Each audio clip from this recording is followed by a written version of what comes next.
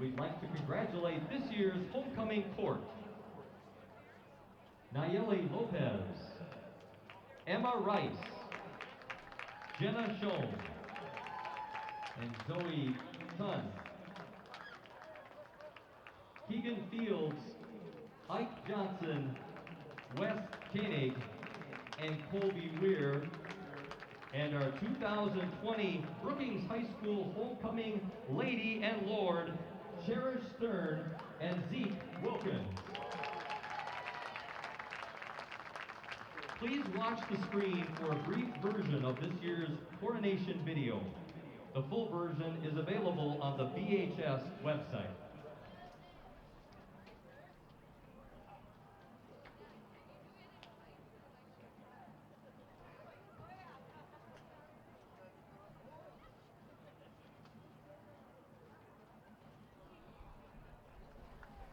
We will now introduce this year's homecoming court. First is Nayeli Lopez, daughter of Jamie Lopez and Jesse Jimenez. She is involved in soccer. Escorting her is Keegan Fields, son of Corey and Heidi Fields. Keegan plays football, basketball, club soccer, and is in track.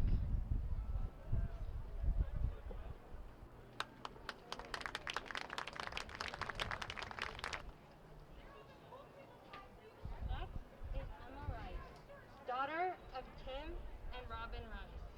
Emma plays Ranger hockey. Escorting her is Ike Johnson, son of Clint and Heather Johnson. Ike also plays Ranger hockey.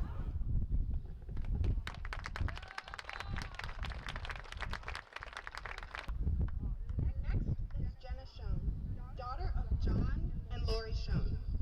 Jenna participates in bean chess, competitive cheer, football sideline cheer, and wildfire cheer. Escorting her is Wes Koenig, son of Sarah and Kelly Koenig. Wes plays football, hockey, baseball, and is in track.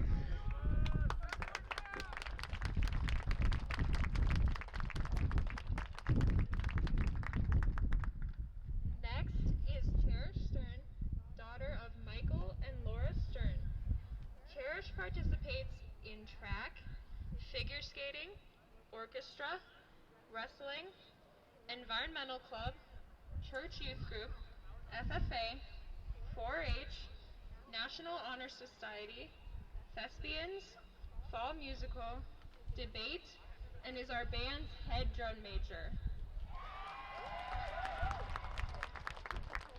Escorting her is Colby Weir, son of Lisa and Chad Weir. He takes part in competitive cheerleading and the theater makeup crew. Next is Zoe Tan, daughter of Kim and Bill Tan. Zoe is involved in our school newspaper, the Braboka. Escorting her is Zeke Wilkins, son of Steve and Trisha Wilkins. Zeke takes part in Special Olympics, participating in basketball, softball, swimming, bowling, and track. He is also part of Camp Adventure, Keystone Club, and Teens Against Tobacco.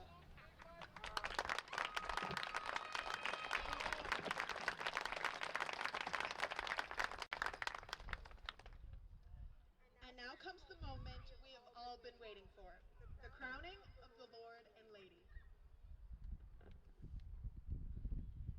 Our 2020 Lord is Zeke Wilkins.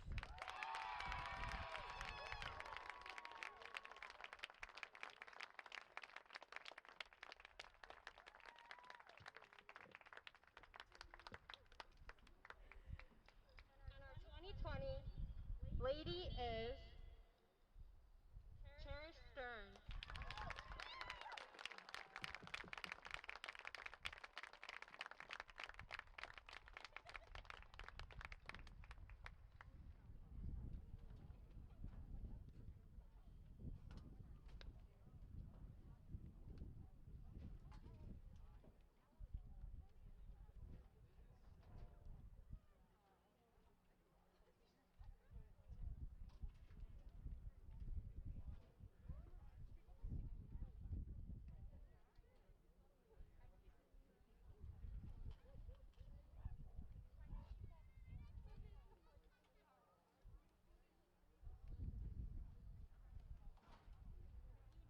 ladies and gentlemen, and welcome to tonight's non-conference matchup and homecoming game. It's between the Madison Bulldogs and the host, the Brookings Bobcats. This contest is being conducted by the administration of Brookings High School under the guidance and regulations of the South Dakota High School Activities Association for the enjoyment and educational benefit of high school students. Good sportsmanship is a vital component of high school athletics. The SDHSAA and our student athletes recognize that judgment calls, either by coaches, officials, or the players themselves, are made in good faith and should be respected. We encourage you to support your team in a positive manner while pursuing victory with honor. So please enjoy this game and support these student athletes while modeling good sportsmanship. The SDHSAA and Brookings High School encourage you to do your part to ensure we can complete our season by screening yourselves for symptoms and staying home if you are sick or have been exposed to someone who is sick, social distancing when possible, wearing face masks, and practicing proper hygiene. To promote safety and reduce chances of transmission to players and team personnel from both teams, spectators are not allowed onto the field following this contest.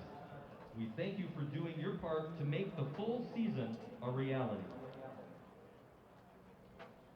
And now, ladies and gentlemen, a round of applause for our Bobcat cheerleaders. Claire Einsbar, Angelina Jennings, Grace Lesnar, Alyssa Love, Kira McClemens, Ariana Myers, Jenna Schoen, and Lily Simmonsma. Their cheer coach is Maggie Stanwyck. Now, ladies and gentlemen, the starting lineups for both squads. First, for the visiting Bulldogs. Playing the offensive line, a 6'1", 278-pound senior, number 64, Riley Ruring. An offensive line, a 5'11", 167-pound junior, number 52, Riley Kieran.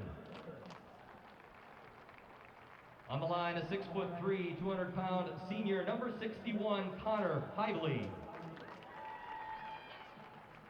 At offensive line, a 6'3", 195-pound junior, number 53, Dave Olson. And at the other lineman, a 6'1", 200-pound sophomore, number 54, Jackson Lemke. Also on the line, a 6'3", 175-pound sophomore, number 68, Lucas Johnson. And one wide receiver, a 5'9", 115-pound junior, number 2, Dylan Beckett. Also at flanker, a 6', 150-pound junior, number 4, Mikhail Durer. And at the other wide receiver position, a 5'11", 145-pound senior, number 5, Carter Berheim. In the backfield, a 5'8", 185-pound senior, number 31, Chris Reese. And with quarterback duties, a 6'3", 190-pound junior, number 7, Nathan Rickey.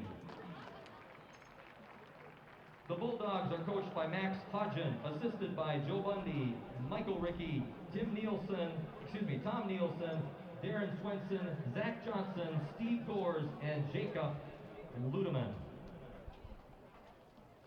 And now, Bobcat fans, the defensive lineup for Brookings High School.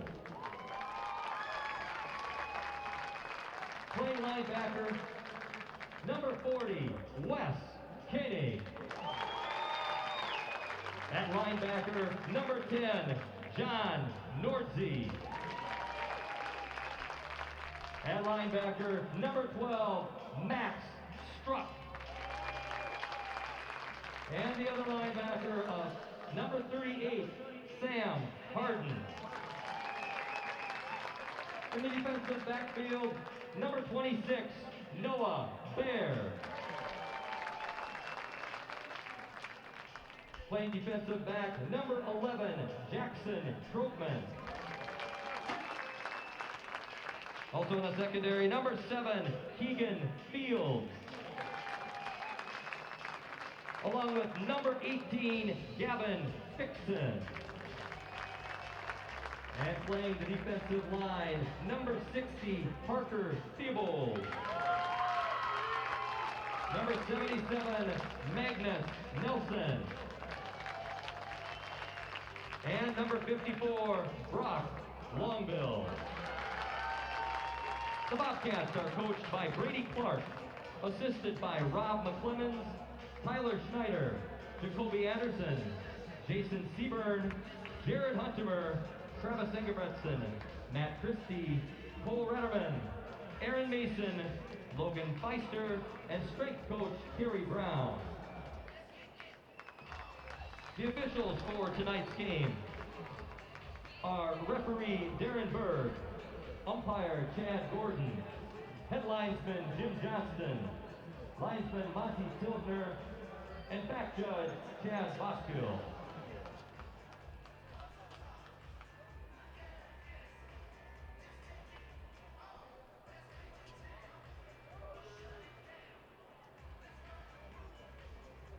Ladies and gentlemen, we now ask that you please stand, remove your hats and all headgear, showing proper respect to the flag as we honor America with the playing of our national anthem.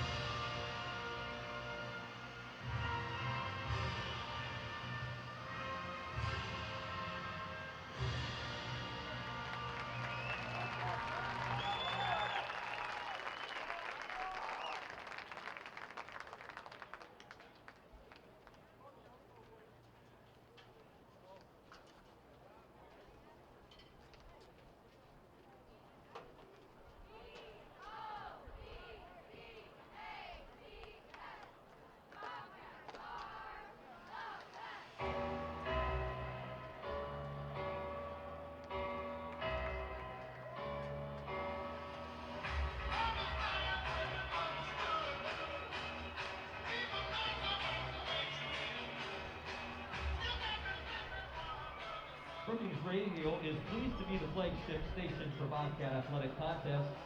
Tune to KKQQ 102.3 for live sports broadcasts.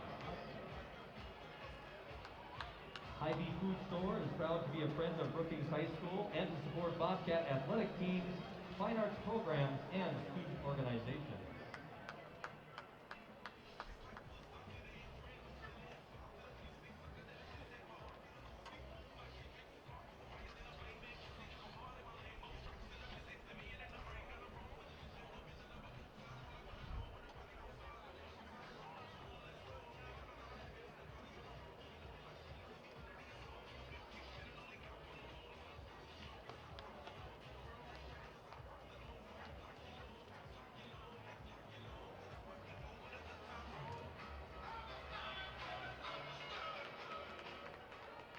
The Brookings Bobcats have won the toss. They have deferred to the second half. Madison Bulldogs will receive the kickoff from the south goal. Brookings Central Bank is pleased to sponsor the Touchdown Countdown Scholarship. Central Bank opens the funds with $250, adding $50 for each touchdown the Bobcats score in a home regular season game. The fund continues to grow until it reaches a cap of $1,000, and at the end of the school year, the proceeds are awarded to BHS graduates to help continue their education. Currently, the fund stands at $650. Brookings High School thanks Central Bank for their participation in the Touchdown Countdown Scholarship.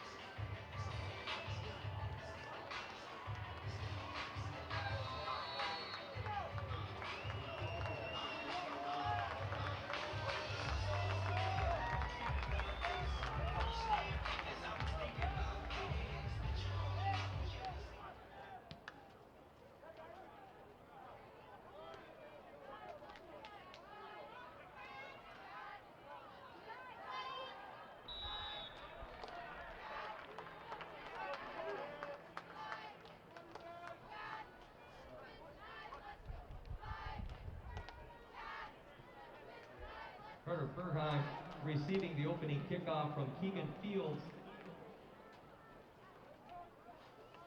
He returns the ball to the Bobcats 39-yard line.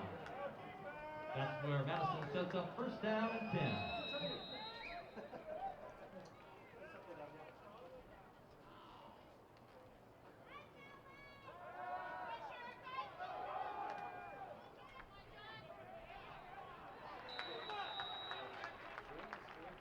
Quarterback Nathan Ricky on the keeper, tackled by John Nordsey.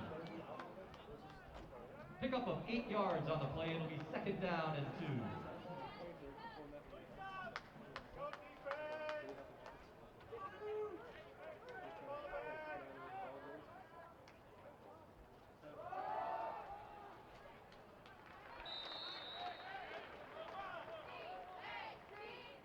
Ricky on the quarterback draw once again.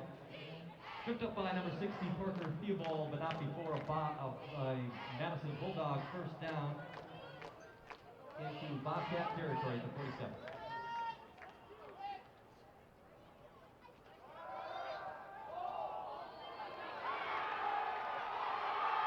Bobcats, Bulldogs to the ball, had a big play and scored a touchdown. Number 4 getting that ball and receiving it. It was Mikhail Dorr. Good play there by the Bulldogs to start the game off. The score is 6-0 Bulldogs on top. 47 yards out as Madison takes the lead over the Bobcats 6-0. 3 to 4 yards each play. I mean, it just looks like they're working on and it's competitive. There needs to be a little more discipline on defense, but they're still kind of caught up in the moment. Coach Clark is not happy in the sides as I am observing the staff. They are not happy right now with the intensity the Bobcats that came out with on homecoming night.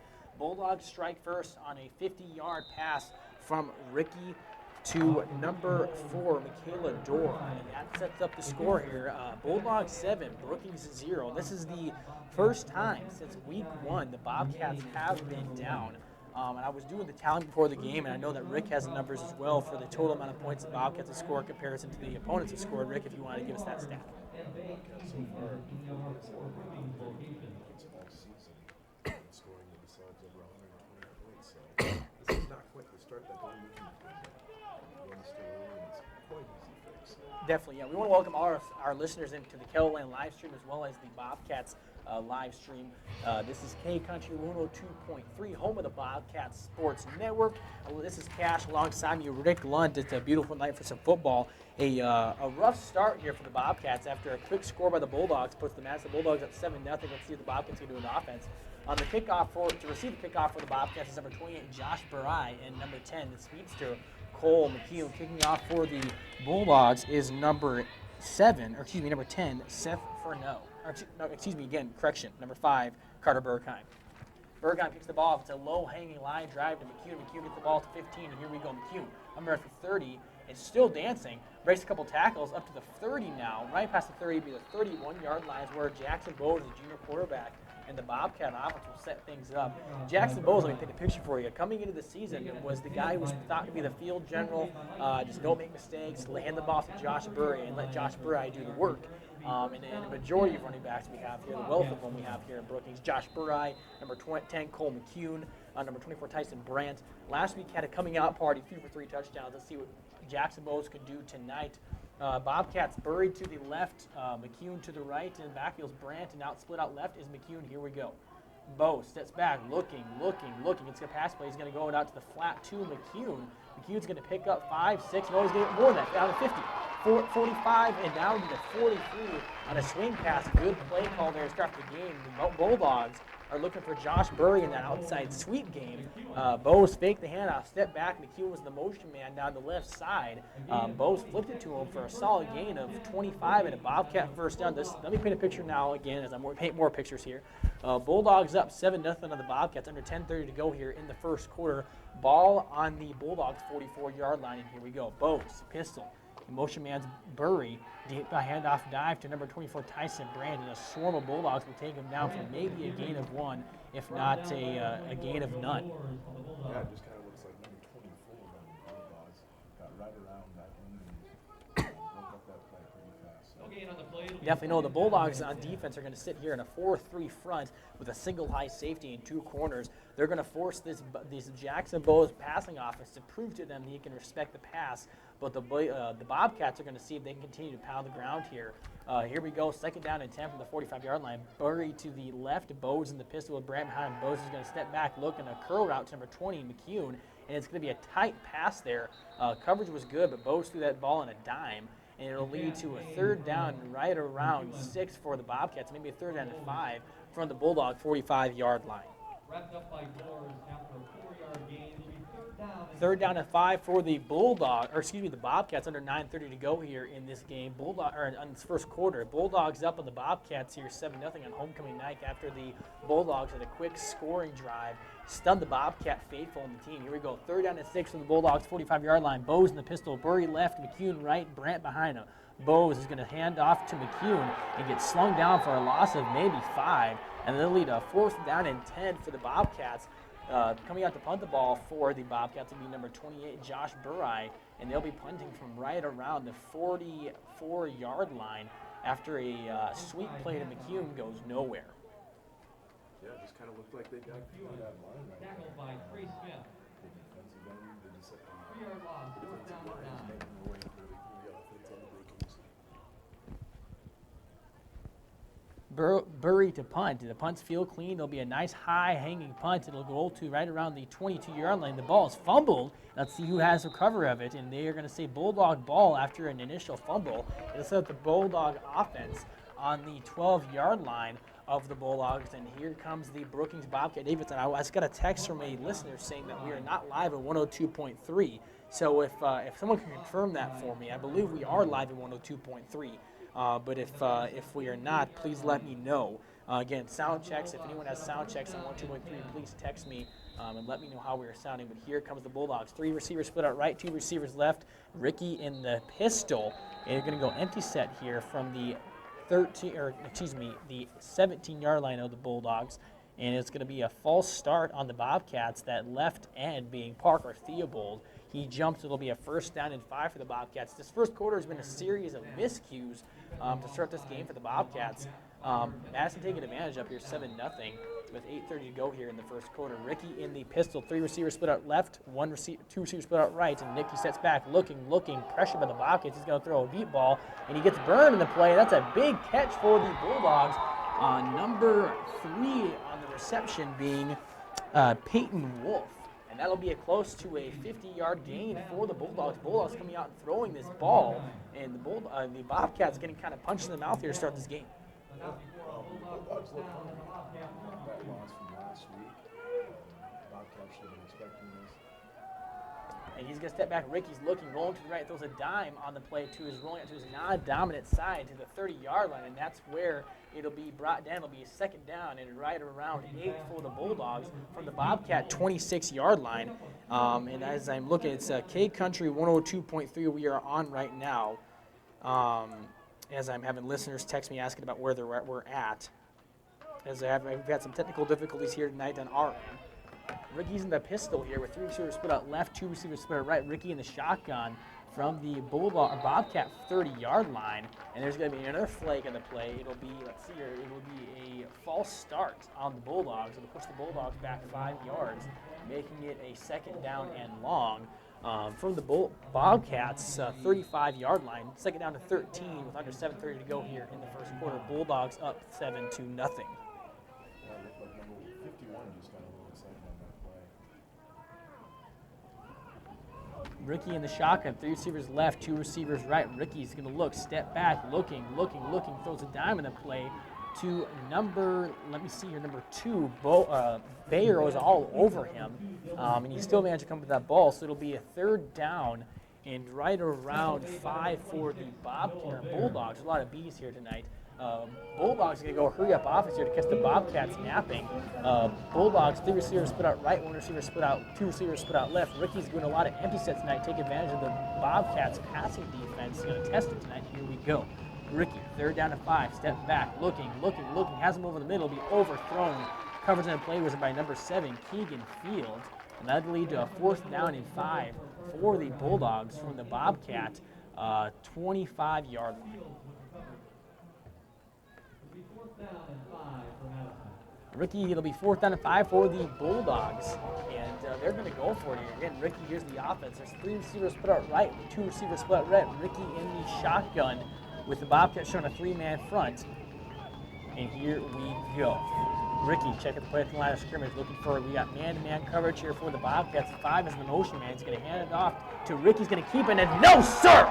Brock Longville read that perfectly and slammed him down, and that's a Bobcat football. It's Bobcat football, folks. 4th down and 5 to go for the Bulldogs. There's a read option motion play there. Interesting call by head coach of the Bulldogs, Max Hodgen. And Brock Longville and the Bobcat defense played that extremely well. And I know the Bobcat head coaches have got to be extremely happy after a rough start for this team tonight. Yeah, that's definitely a momentum change for sure. It's all about capitalizing on that from now on. It'll be 1st and 10 for the Bobcats. Bo is in the pistol with Brandt behind him, Burr to his left, and McEwen to his right. 1 receiver split out left from their own 25-yard line. Bo is going to do the dive to Brandt. Brandt's got some room here. Good run by Brandt, and he'll be dragged down at the 43-yard line, and that'll be a Bobcat 1st down. A rumbling play there by Tyson Brandt, the standout sophomore, also a wrestler. And that'll be a 1st down and 10 for the Bobcats from the Bobcat 41-yard line. Jackson Bowes, everyone knows, the quarterback for the Bobcats. He is a rodeo guy. He wrestles steers. He was actually 4th in the nation this year. He competed this summer in the National Rodeo Finals, and he was 4th in the nation. So the Bobcat quarterback can throw, wrestle, and also he can wrestle calves, not just people. 1st down and 10 for the Bobcats. Bury the motion man. It'll be 3 receivers split out right, none to the left, and Brandt behind Bowes. Bowes sets in the pocket, clean pocket, looks, throws a wheel route to number 28, Burry, and it'll be picked off at the 40-yard line, and running it back is number 3 for the Bulldogs, and slammed out of bounds by number 24, Tyson Brandt. Bowes was hit in the play as he threw the ball, and it'll be Madison Bulldog 1st down and 10 from the Bobcats. As we wait for the refs to spot the ball here, close to the Bobcat 25-yard line. And this tonight has been a story again, Rick, of miscues by the Bowes Bowes was looking like he maybe got a bit of an interference before that. Looks like there was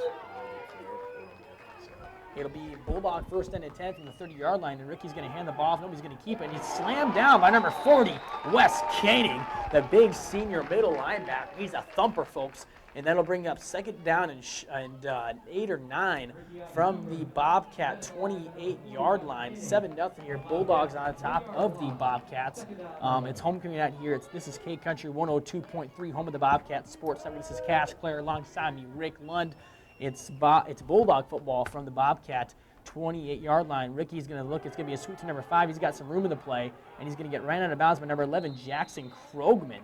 So it'll lead to a gain of right around 6 or 7, and it'll be 3rd down and 7 from the Bobcats.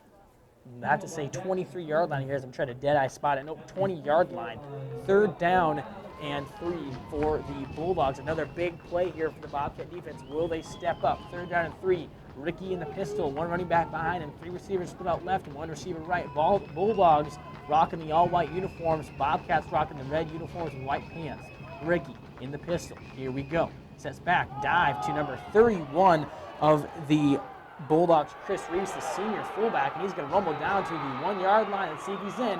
A big play there, a big run there by Reese, and he's going to be in. It'll be a Bulldog touchdown, and just like that, the Bulldogs have come in here and shocked the Bobcats, who are fighting for a #1 ranking in the state tonight. Bulldogs up 13-0. This is very reminiscent to what happened last year's Bobcat team.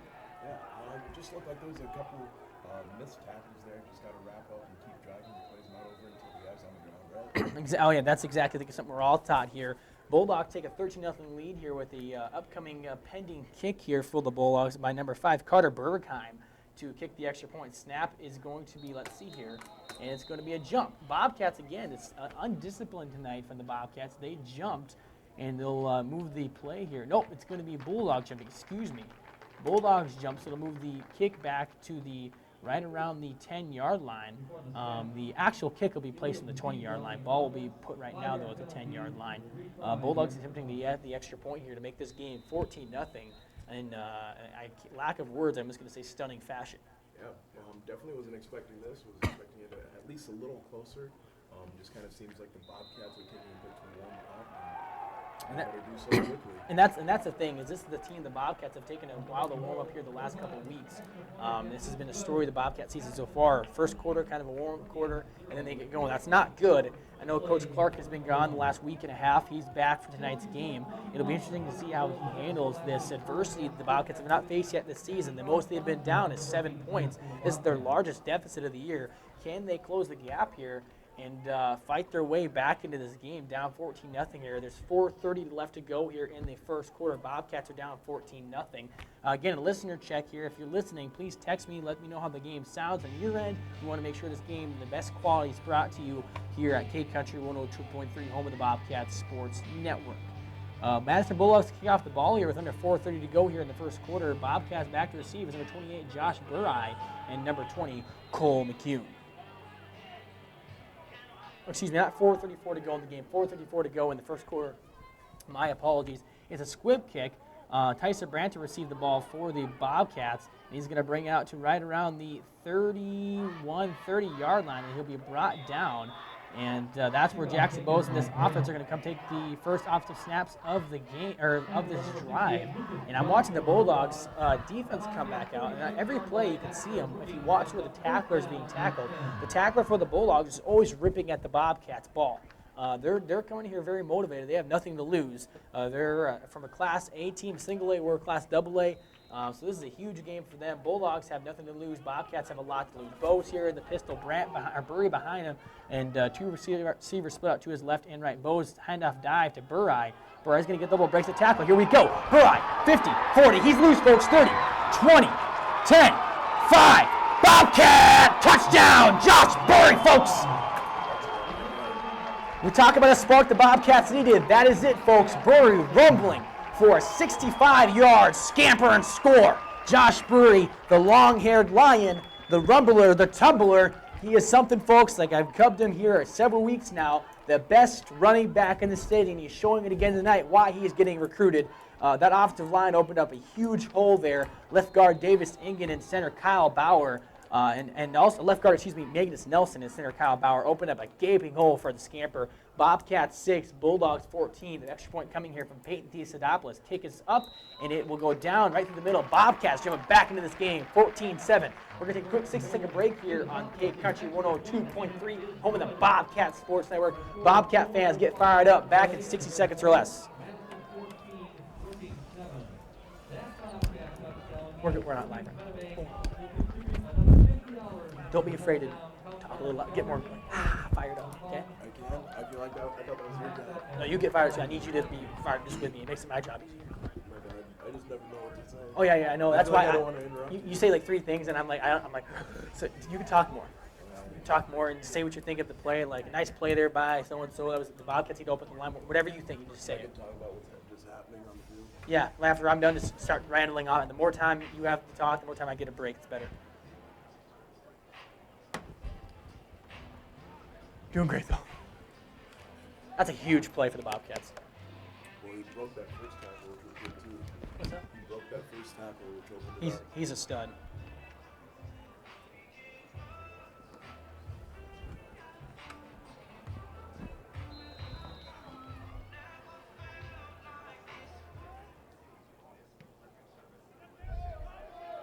Oh, shoot, they can still hear us. Chris Bisgard, you're the most handsome guy in Brookings. They can still hear me in the live stream. Chris Bisgard's the most handsome guy in Brookings.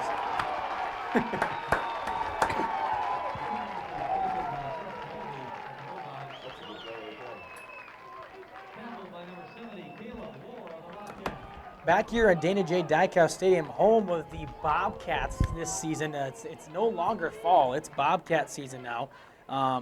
This is great, man. Bobcats, big play to get them back in this game after they came off to a slow start. And then that kickoff, Jackson Eck, and a combination of a bunch of red jerseys slammed down the the Bulldogs returner.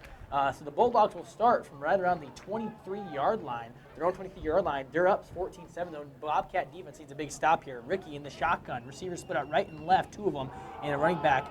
And that running back slammed down by number 10, John Nordsey, and number 60, Parker Theobald, commenting on the slamma-jamma tackle for a loss of 4. It'll be second down and roughly 13 to go here for the Bulldogs. Looks like the Bobcats have woken up, Rick. You can absolutely see the difference. The first 2 times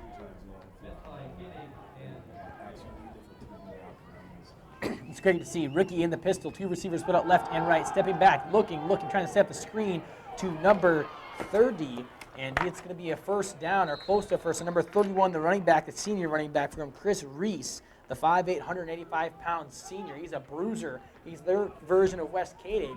And it'll be first down and 10 here for the Bulldogs from their own 30-yard line or 29-yard line right around that area. Ricky is going to stay in that empty set, that hurry-up offense. So typically what this hurry-up offense will look like for the Bulldogs is receivers split out left and right and one running back in the backfield. This play is 3 receivers split out left, 1 receiver right, and 1 running back on his right hip. Ricky, the number 5, the motion man, is going to do a sweep, that same play they scored on last time.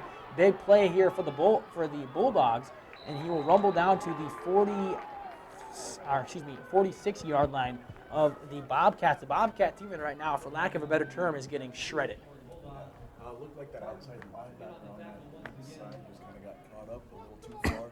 Just left a big opening, and they got the extra yard. Exactly. This Madison Bulldog offense, there's not a lot of depth in this team, but they are full go right now. Ricky in the shotgun. 3 receivers split out left, 1 receiver right. Handoff goes to number 31. Nope, it's a keeper by Ricky. Ricky's going to rumble forward to the 41-yard line. And that's where he's going to be dragged down. It will be second down and short for the Bulldogs in this hurry-up offense. The only thing I'm worried about now, keys to the game right now for the Bulldogs, there's not much depth. They don't want to run out of gas. There's not much depth in their sideline. It'll be something, a storyline to monitor as we get through this game. Ricky back in that hurry-up pistol offense. Trips left for him and 1 receiver right. Ricky sits back, quick screen to number 5. And it'll be slammed down the play, rode down to the play by number 11, Jackson Krogman. Read that play well, diagnosed it, and came in to take them back for a loss of 4. It'll be third down and short for the Bulldogs.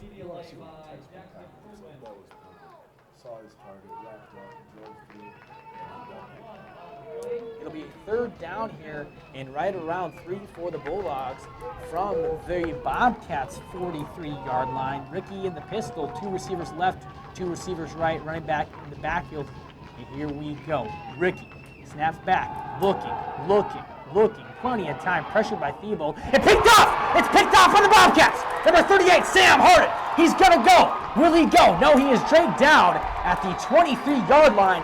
Bobcats have woken up, folks, and they've woken up with a roar.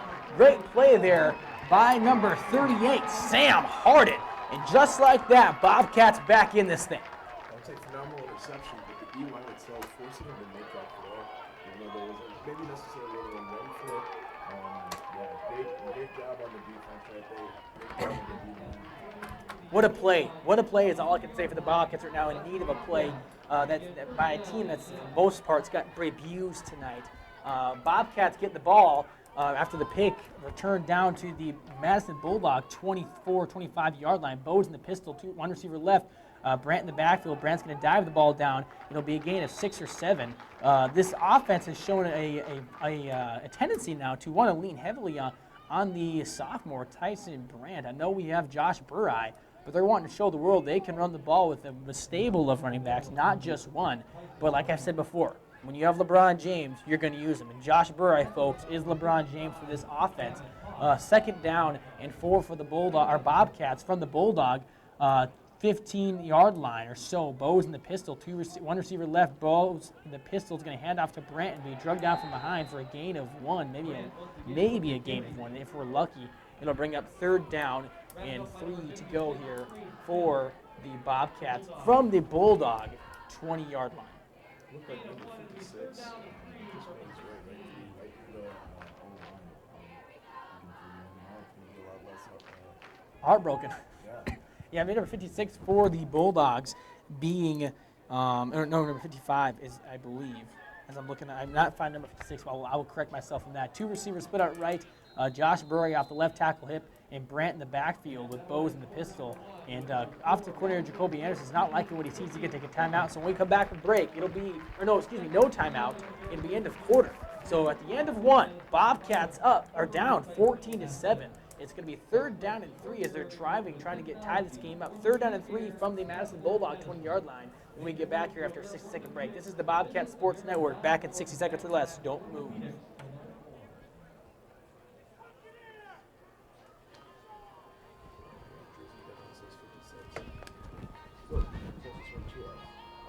Hey, by the way, we're live with this.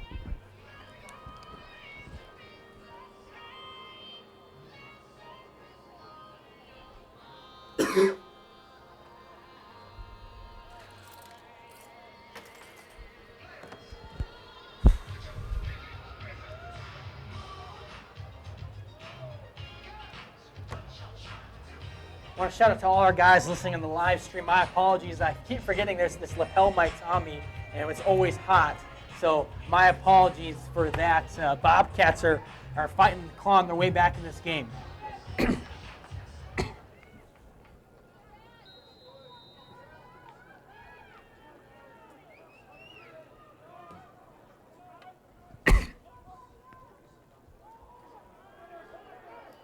Bobcats back here. It's the Bobcats Sports Network. It was 3rd down and short for the Bobcats from the Bulldog 15-yard line. Bose in the sweep to Burry. Burry picked it up for a gain of right around 6 or 7. It'll be 1st down and 10 from the Bulldogs red zone here with under 11:40 to go here in the 2nd quarter.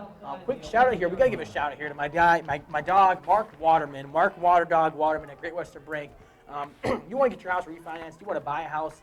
Get out of that cardboard box you're living in downtown Brookings and go find Mark Waterman. Get him to take care of all your housing needs. The best in the business goes to Mark Waterman, or the best in Brookings. If you want a house, go to Mark Waterman at Great Western Bank.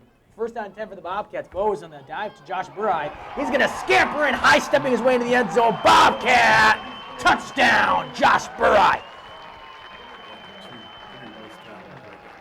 Josh Burry is unstoppable. I told Rick before this game, I said, Rick, I'm telling you, I know you haven't seen this guy play yet, so you're skeptical, but this kid is the real freaking deal. He is the real deal. Now, I know you've seen that so far tonight. He is a pretty tough running back. Yeah, he runs a lot more smoothly for how big he is. He's a big man amongst boys, and he's looking like it right now. So. Bobcats, after all the adversity and the slow start they faced in the first half, have battled back into this game to tie this game up at 14 apiece after the extra point by Peyton Theosidopoulos was good. So let me paint a picture for real. We're not going to go to commercials. Forget commercials right now. We got Bobcat football homecoming tonight, baby. And my apologies tonight. I'm going to say Bobcat and Bulldog a lot. I'm going to get them confused because they're very similar in language and linguistics. So my apologies if I ever say that. And I want to tell everybody that's listening, I appreciate everyone that tunes in for these games and listens to this crazy cash kid called Bobcat football. I want everyone to know that I have great pride in these kids, in this program, in this school. I love serving this school and this program. These Bobcat sports, whether it's soccer, volleyball, football, whatever it may be, we got the best kids in the state, folks. So I'm enjoyed to be here. Kicking the ball out for the Bobcats, and the kickoff will be number 7, Keegan Fields, to give Peyton Theosidopoulos a break in his leg, who's been kicking for multiple different teams. The JV team is asking to help out. So Keegan Fields will give his leg a break. Kicking off. Here we go. Keegan Fields kick it off from the 40-yard line. It's going to be an onside kick by the Bobcats. Interesting call there. And the Madison Bulldogs will have the ball right around the 43-yard line to start their drive. I said at the pregame show, Rick, I told you about it was going to happen. This Bobcat or Bulldog offense, here we go. Bulldog offense led by Nate Ricky loves to throw the ball, and they're going to come out slinging that rock, and that's what we've seen tonight. It's also surprising for a team that's not nearly quite as stacked as the other one, quite as deep, that they are running the ball with a bunch of QB sneaks, maybe wearing him out. It'll definitely be interesting to see how this game goes on, the dynamic, because these kids are going to get worn out pretty quick. It'll be interesting to see if they can, if we can keep them from getting worn out, or the Bulldogs keep from getting worn out. When you run a hurry-up offense like they're doing, usually you start off hot, but you flatten out fast. That's something that happened last year to them. We'll see if that happens again this year. That first down and 10 play, Ricky came out in the spread offense with 2 receivers each to each side. Threw a deep ball, tested the Bobcats on that defensive back. Number 3 Harden, or number 3 Fixon. It was no good though. Second down and 10 from the Bulldog 40-yard line. Ricky in the pistol, 3 receivers spread out to his right. It'll be a dive there on the play to number 31. He's broke through a couple tackles there, but we were brought down after a gain of 5. It'll be 3rd down and 5 for the Bulldogs from their own 45-yard line. Man, Rick, the Bobcats have got to get gap sound. They're getting blown out of their gaps. Their assignments are getting blown out, and it's allowing for some big runs here by the Bulldogs.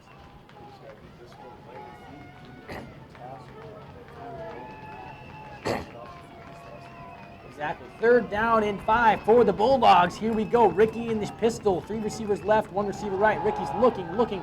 Got a guy across the middle. He's going to scramble and be brought down short of the 1st down after he had a guy wide open on the slant play. Looked him down and decided to scramble. And it'll be a 4th down and 2 for the Bulldogs. And then comes the punt team for the Bulldogs. But like I said before, this Bulldog team has nothing to lose. Expect a fake kick at some point in the night or a fake punt. Honestly, I could see it happening right now from their own 50-yard line or so. Let's see what happens. Return the punt for the Bobcats is number 10, Cole McCune. And here we go. It'll be a high snap. The punter's going to get it away, barely get it away, and it's going to be out of bounds at the 32-yard line. And nope, they're going to mark it down at the 32-yard line, and that's where junior quarterback Jackson Bowes. But the star of the night has not been Jackson Bowes. The star of the night has been number 28, Josh Burrai. And something I wanted to talk about tonight if it ever came up. Jackson Bowes, he had a tough start to the season, didn't throw the ball much. Came out last week, guns a-blazing, threw for 3 touchdowns. How will he respond when he throws a pick?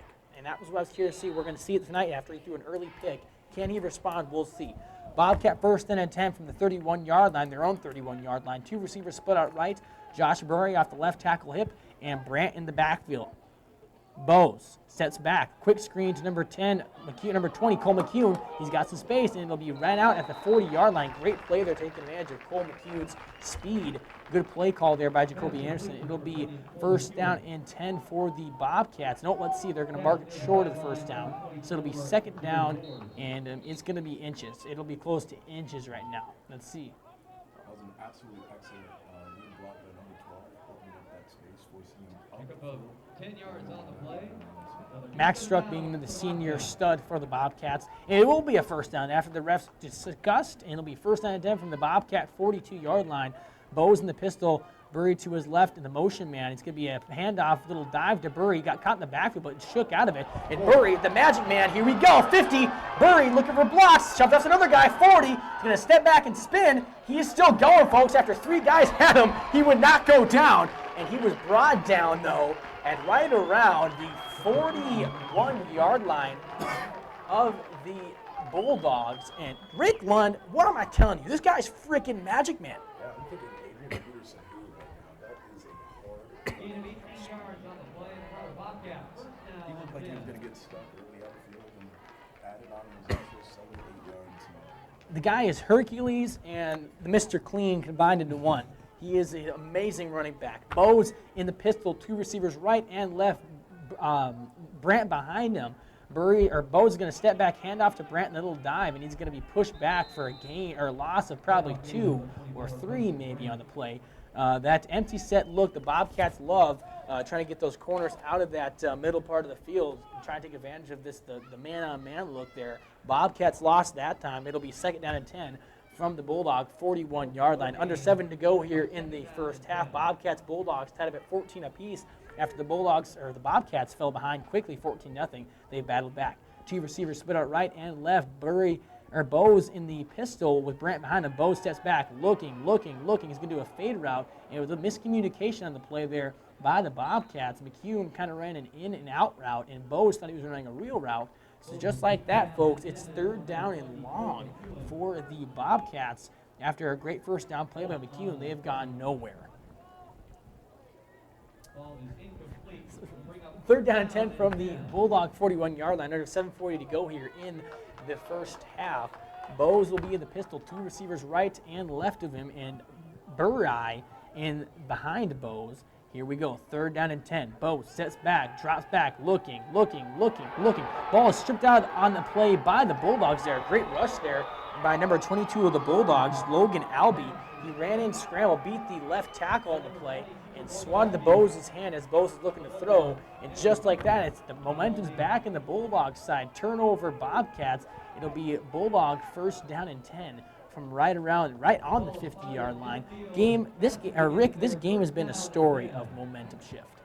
It's kind of hard to follow. It's a lot of ups and downs, My heart's racing right now. This is the game you love to call as a color guy, as a fan you love it, but as a coach you hate it. It'll be 1st and 10 for the Bulldogs. Ricky in the pistol. Motion man is number 2. Number 5 is going to be a trick play, but no, sir!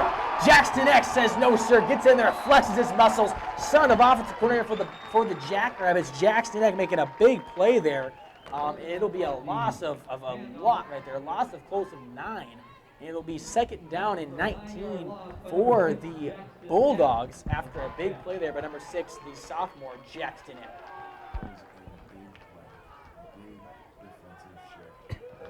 That play was meant to be a trick play. They were going to have that running back try to throw the deep pass, but Jackson Nick was all over it. 2nd down and 19. Ricky in the pistol. 3 receivers left, 2 receivers right. Ricky looking. And will he be sacked? He will! Brock Longville, Parker Theobald, Wes Koenig, and it's going to be a fumble. Will it be Bobcat football? We see, and it will be Bobcat football! On the play there where the Bobcats swarmed on the play, and it was a monstrous pass rush led by Wes Koenig and Brock Longville, Magnus Nelson, Parker Theobald, and a host of red swarmed Ricky, and Ricky tried scrambling, stepping up, and was sacked on the play and brought down. And one ref signaled Bobcat football, one ref signaled Madison Bulldog football, and there's an injury in the play. So we're going to take a quick break here on K Country 102.3, home of the Bobcats Sports Network. This is Cash Clare alongside me, Rick Lund, back here from Dana J. Dykhouse Stadium in 60 seconds or less.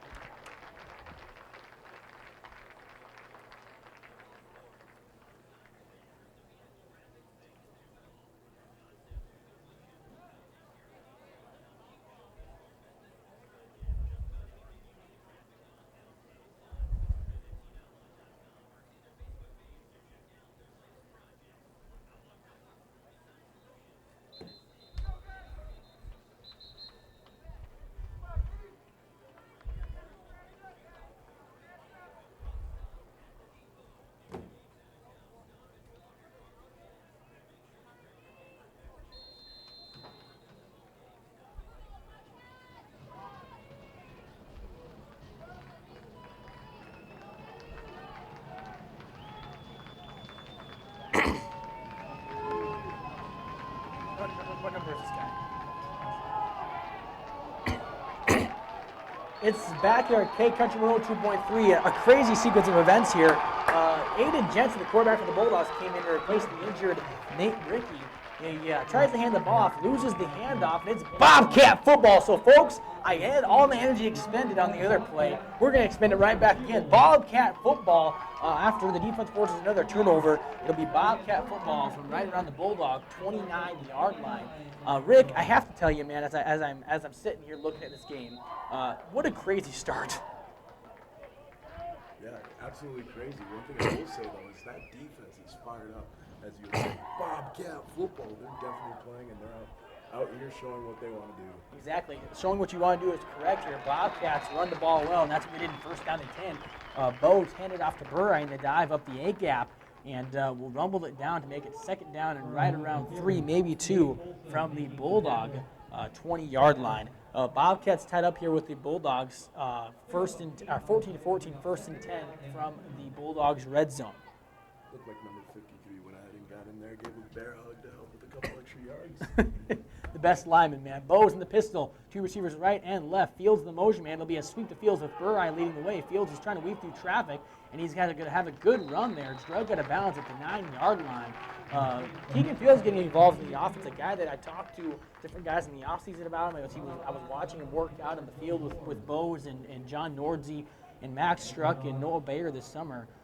And the one thing I noticed about Keegan Fields, who hasn't played football since his freshman year, he's an impressive young man. Someone that stepped up and had a great offseason and is getting some offensive reps here. It'll be Bobcat football, 1st and 10 from the Bulldog 10-yard line. Bowes in the pistol, Burry behind him, and 2 receivers split out left and right. Bowes, the motion man is McCune. Bowes is going to step back handoff here. Let's see who he hands off to. It's going to be a handoff. Oh, I lost me in the play. A handoff to McCune, and it'll be brought down for a loss of maybe 3 or 4, and that'll bring up 2nd down,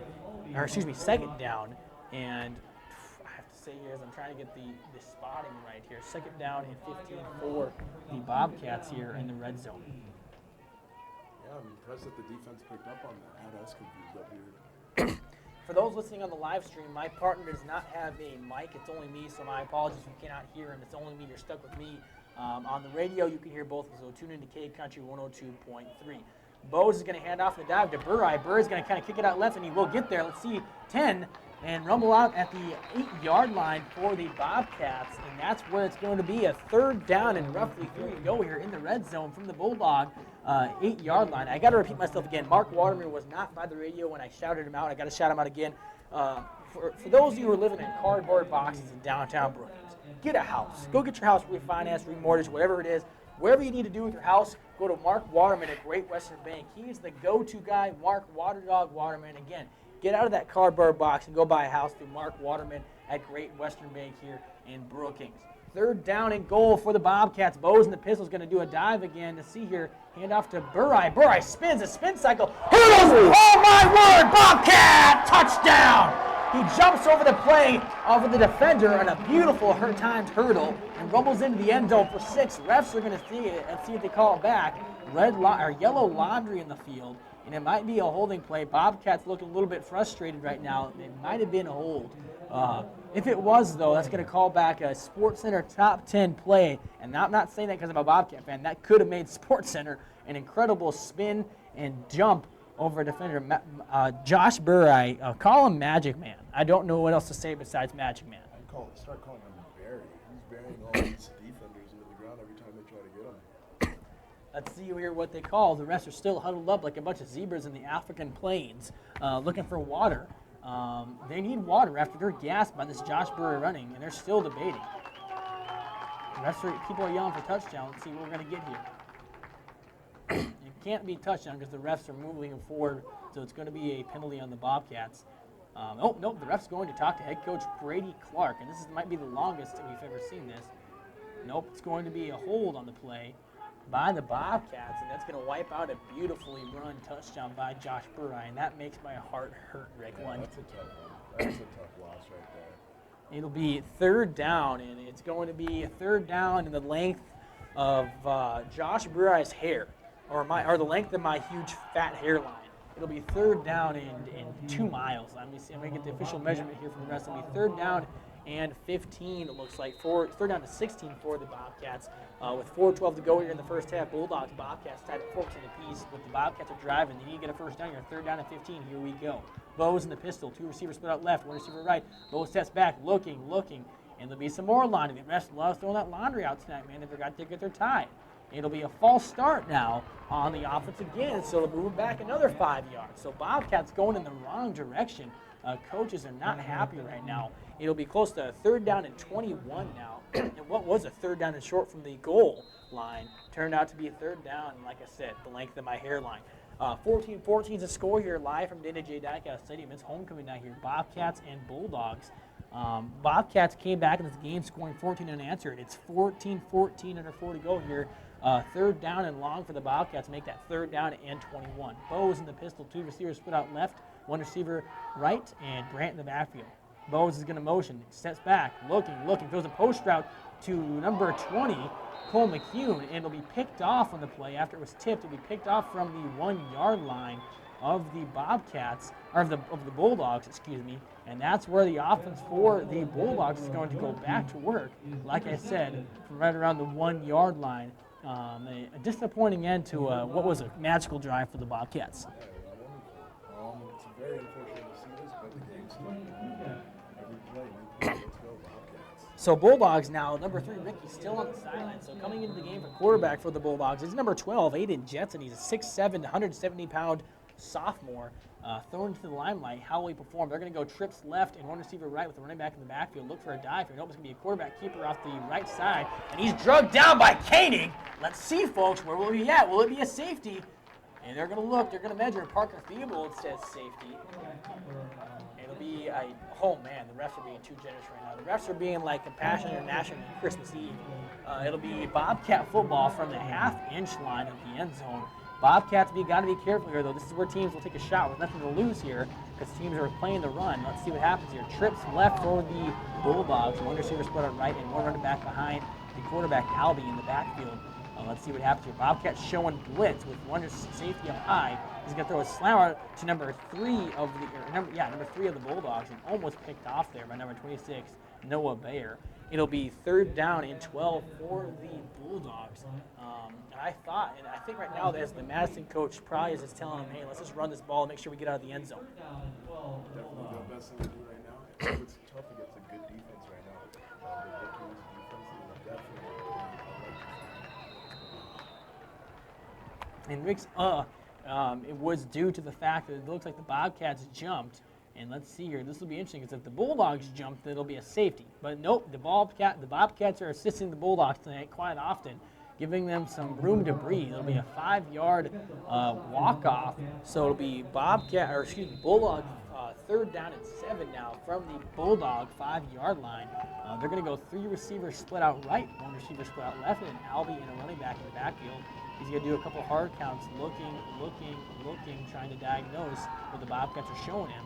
3rd down and long, here we go. Albie steps back, looking. It'll be a slant route, and it'll be dropped with a throw behind him.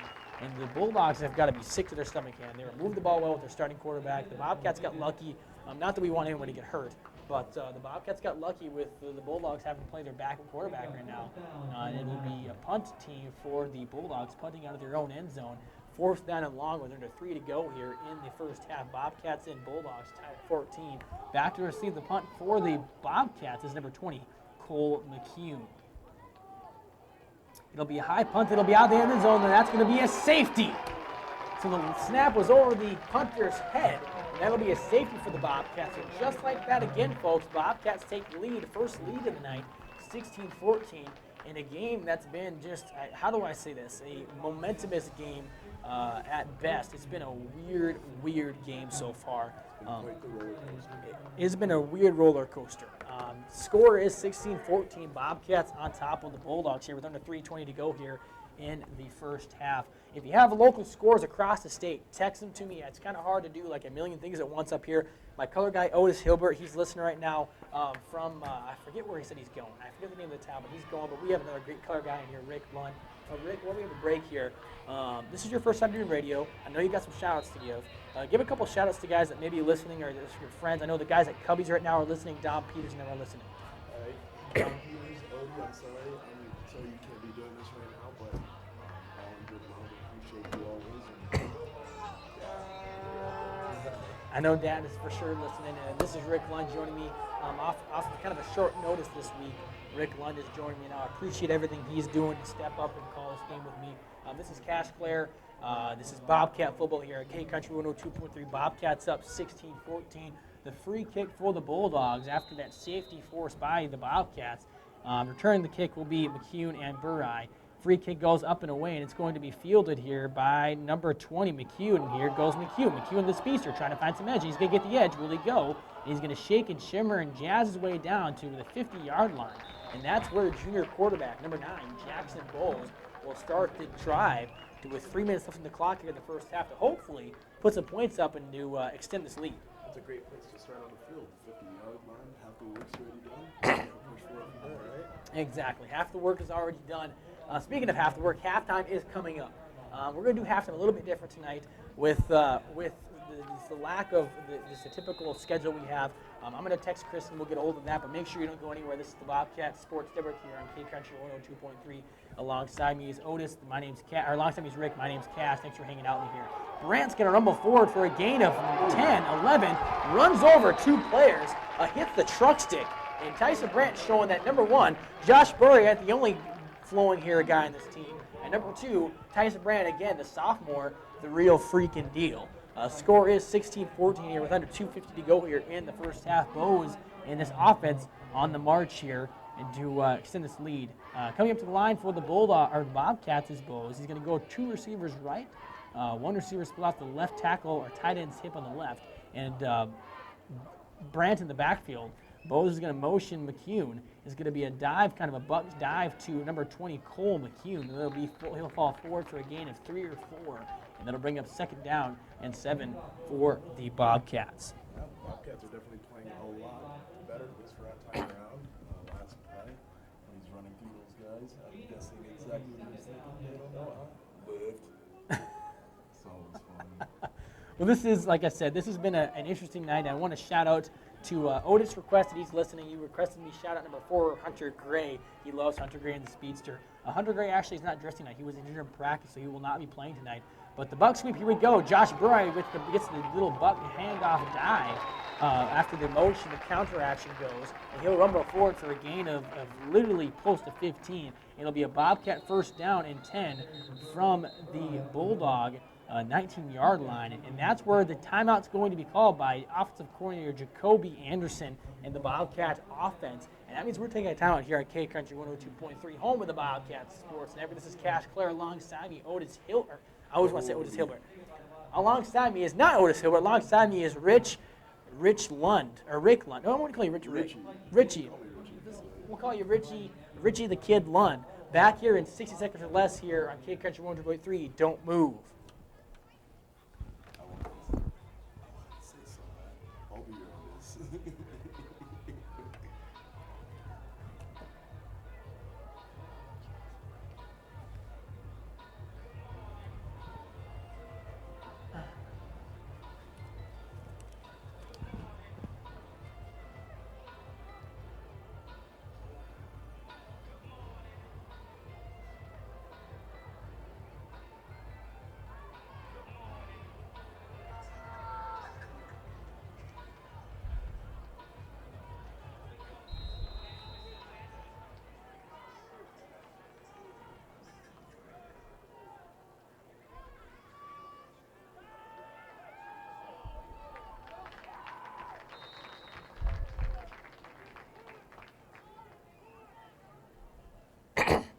Back here in the Bobcats Sports Network, and before I get going back to the game here, Kristen, I could text you this well, but I'm just gonna say it over the air.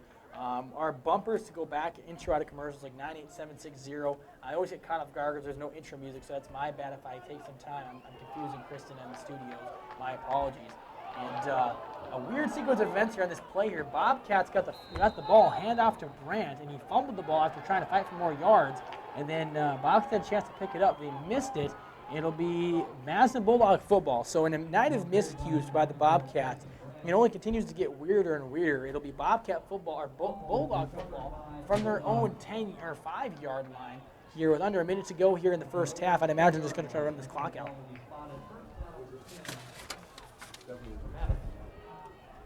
It'll be Bulldog football from the 3-yard line with under a minute to go here. But last week, as we remember, Sturgis scored a long touchdown with under a minute to go. Can the Bulldogs prevent this from happening, or the Bobcats prevent this from happening?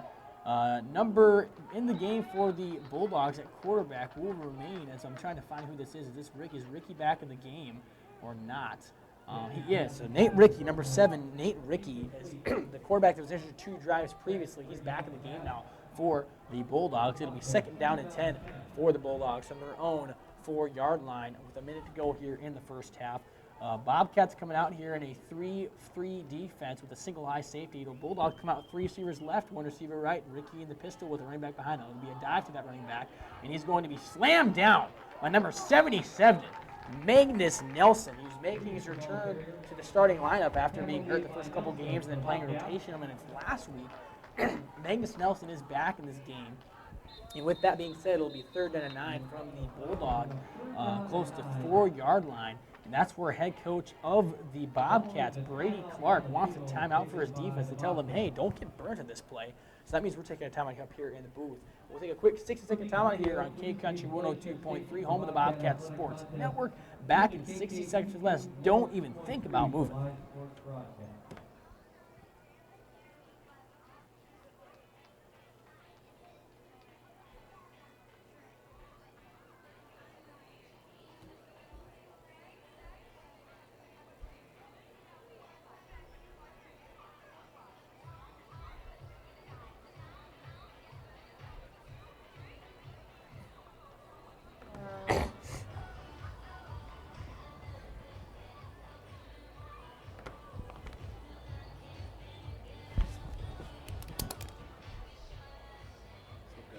And I'm here with Otis.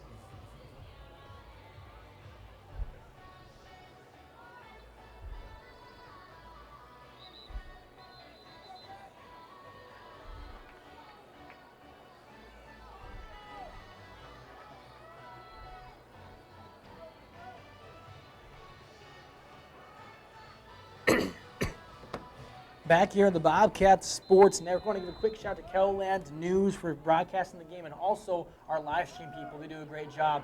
And Ricky's going to throw a long shot streak on a wheel play there on 3rd down and long. Bobcat defensive line got to him to kind of throw off the throw, and Nate Ricky's hobbling right now. I'm curious to see what's going to happen. He is hurt. Bobcat defensive line bringing the pressure. It'll be 4th down and 9 from the Madison Bulldogs 5-yard line. Under a minute to go here. They're going to have to punt.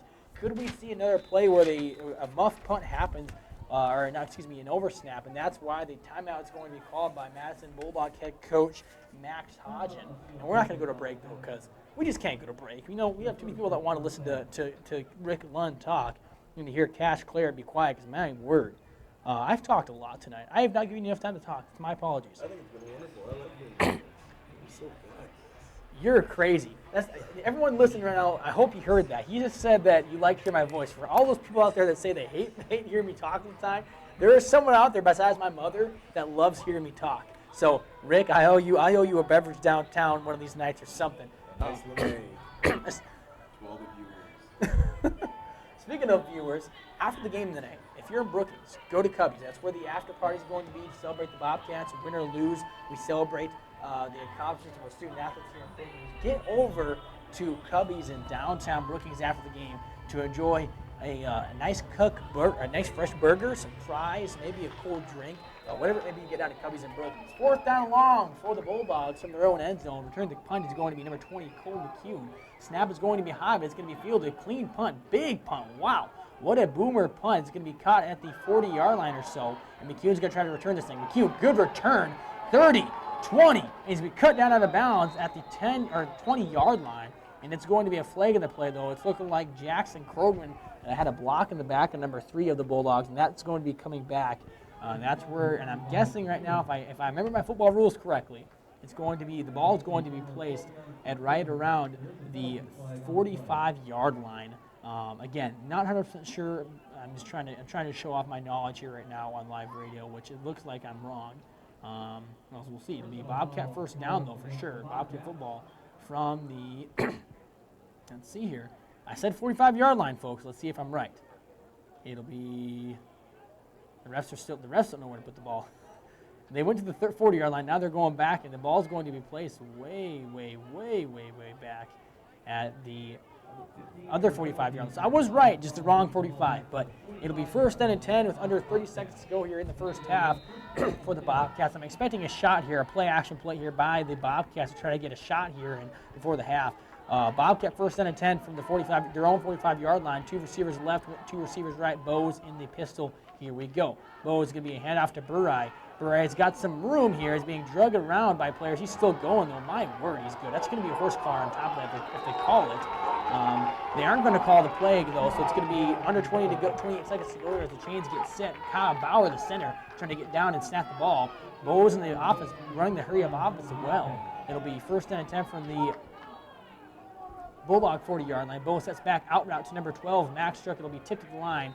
and it'll be 2nd down and 10 for the Bobcats from the Bulldog 40-yard line. Looks like Odie listens to you too. Otis texted into you. So Otis isn't thinking about texting it. Wow, I see how Otis is going to rock here. So it'll be, I see how it is, Otis. Don't worry. You feel better if I told you you know me longer than you? Oh, okay, then I feel not better at all. But 2nd down and 10 from the Bulldog 40-yard line. 2 receivers right and left of Bose with Burrai in the pistol. Bobcats up 16-14. Bose in the pistol is going to try to get a hard count in. And let's see if it works. And no, it did not work. It got the wrong team. The Bobcats started early.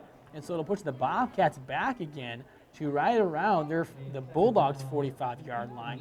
And this first half, it's been a sequence of miscues, I should say, by the Bobcats on both sides of the ball. Tons of penalties been racking up for the Bobcats. It'll be 1st down and 10 from the Bulldog 45-yard line with under 17 seconds to go here in the first half. Bulldogs have 2 timeouts. Bobcats have 1. Bose in the pistol. 2 receivers split out left and right. Motion man is McCune. Bose is going to step back in the sweep. Nope, it's going to be looking back for the screen to Burrai. He's going to get it out to Burrai. Burrai's going to bring it out to the 40. Let's see if he goes. 30.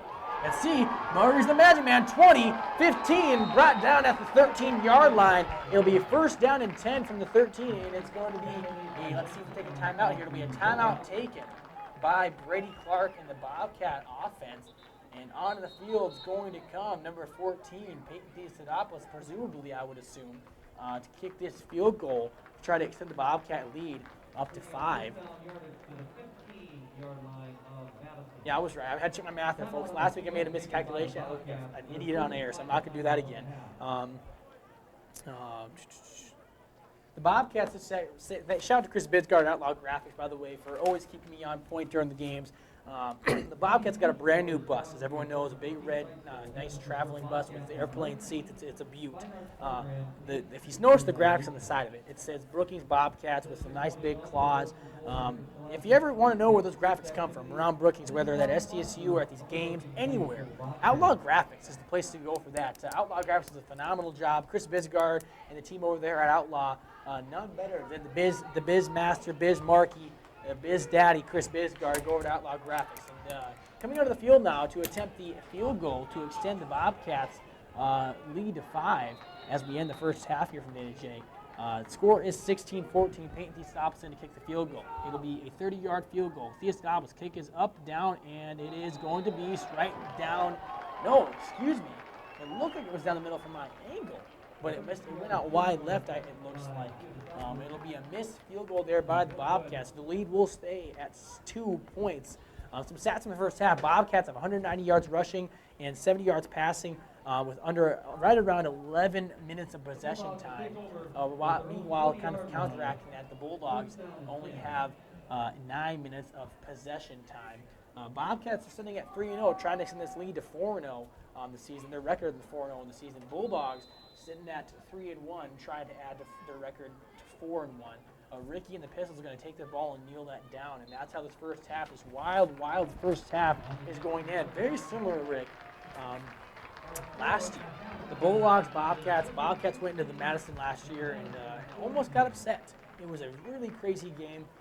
Bulldogs showed a lot of fight in the first half, but they came out in the second half, and the Bulldogs kind of fell flat. Whereas the Bobcats, they kind of got stronger as the game went on because of that depth. And I'm interested to see now, Rick, how that depth affects the second half. So I'm curious to see the contrast between the two teams play out in the second half. It will be interesting here. Live from Dana J. Dykhouse Stadium here on the beautiful campus of South Dakota State University. This is the Bobcats Sports Network. K Country 102.3. This is Cash Clare alongside me, Rick Lund, filling in for the Otis so handsome Hilbert, who had to leave for a family thing. He'll be back next Friday, hopefully, when we go out to Douglas in the Black Hills to take on the Douglas. I'm forgetting the mascot of Douglas. Anyway, is it the Patriots? Well, look, see, that's why you're here. You got my back. Score is 16-14 here. Live from D&J. Back here shortly. Don't move. Could not have better support right here with our very hometown crowd. We are proud to be called the Bobcat Band. As your band, we take great pride in representing the community of Brookings throughout the four-state region. let's bring up our senior band members front and center stage to the 50-yard line for senior marching band recognition. Ladies and gentlemen, the outstanding young people you see gathering on the 50-yard line are the senior band class of 2021, a class we could not be more proud of. They have dedicated the past 4 years to be an integral part of the Bobcat Band, and to get to this place of honor tonight, it started way back in 5th grade beginning band with Mrs. Cogswell at Camelot Intermediate. Thank you, seniors, for all your dedication and leadership these past 4 years at Brookings High School.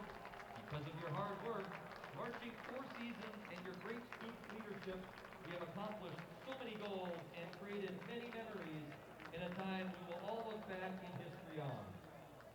Seniors from left to right are Ian Inomjisha, Joseph Cassidy, Caden Taylor, Sean Collins, Abigail Kapinski, Jennifer Dahl, Abigail Davis, Madeline Holland, Ethan Hoff, Jacob Keppelman, Eric Lamb, Ryan Mathiasen, Maggie McDermott, Liz Nelson, Adam Osborne, Jonathan Prout, Thomas Reynolds, Carl Steinlich, Sheriff Stern, the 2020 Homecoming Queen, Grant Sternhagen, Eden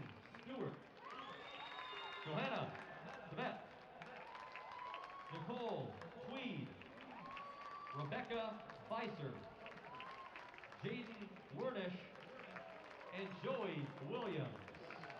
Thank you, seniors, and a huge congratulations for overcoming much to earn this tonight. May your continued hard work and faithfulness reward you with a great marching band season and unforgettable senior year memories. The band students would like to say a big thank you to all their parents and families, teachers and principals, the superintendent, school board, and the community in getting this marching season underway. Without your support, this field show would not be possible. And thank you to the SDSU Theater Department for their help with prop development and completion. A very special thank you to our sponsors. We appreciated the support from the following platinum level sponsors: First Bank and Trust, Sodak Labs, 3M, and Prairie Graphics. These businesses, along with gold level and silver level sponsors, will be with the Bobcat Band as they travel throughout the region. If alumni or local businesses are interested, see any of the active band booster members or contact the director. The Bobcat Band is proud to present its 2020 field show entitled Imagination, intertwining the iconic themes of pure imagination from Willy Wonka and the Chocolate Factory, with original music featuring all sections,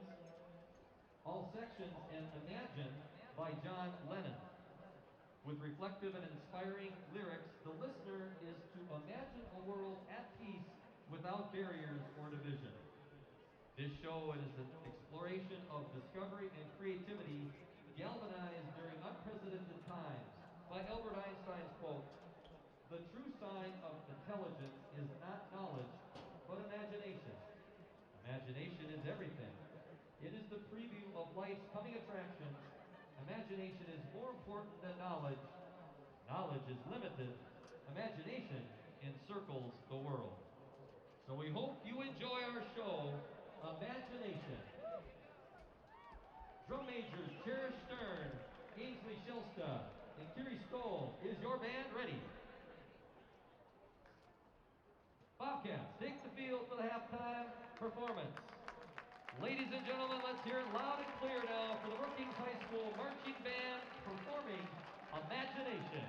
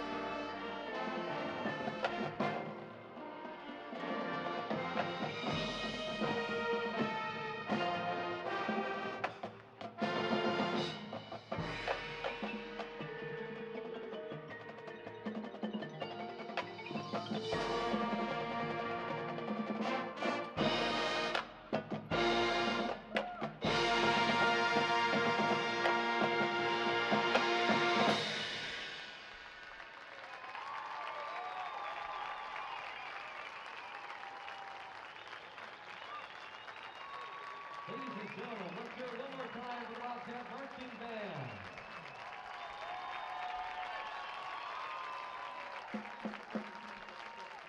Led off the field by drum majors Cherish Stern, Ainsley Shelstad, Kira Stoll, and color guard Captain Rebecca Weiser.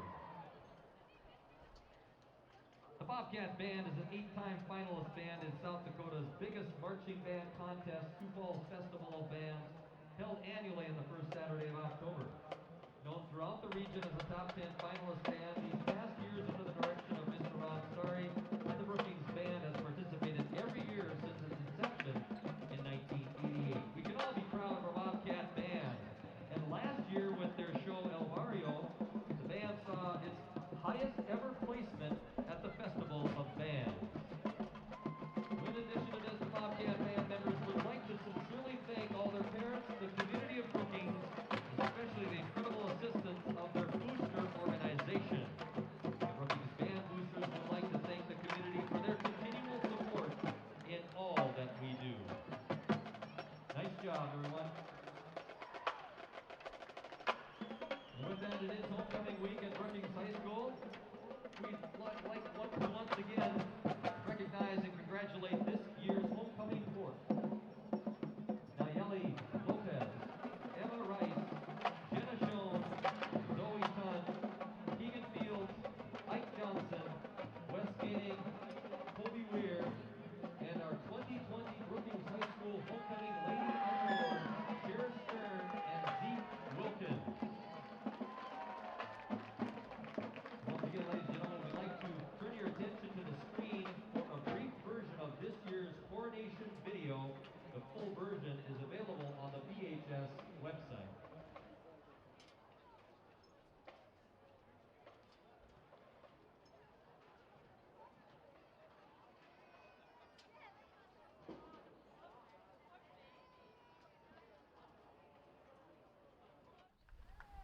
We will now introduce this year's homecoming court.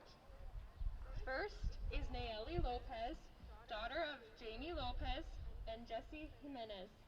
She is involved in soccer. Escorting her is Keegan Fields, son of Corey and Heidi Fields. Keegan plays football, basketball, club soccer, and is in track.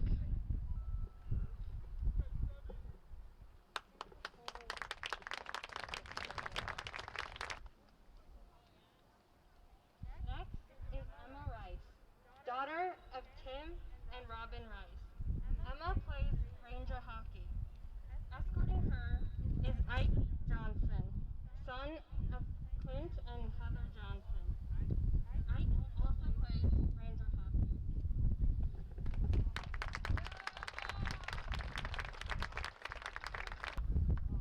Next is Jenna Schoen, daughter of John and Lori Schoen. Jenna participates in BHS competitive cheer, football sideline cheer, and wildfire cheer. Escorting her is Wes Keating, son of Sarah and Kelly Keating. Wes plays football, hockey, baseball, and is in track.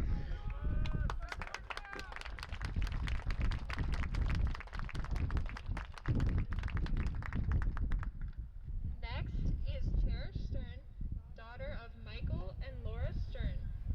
Cherish participates in track, figure skating, orchestra, wrestling, environmental club, church youth group, FFA, 4-H, National Honor Society, thespians, fall musical, debate, and is our band's head drum major.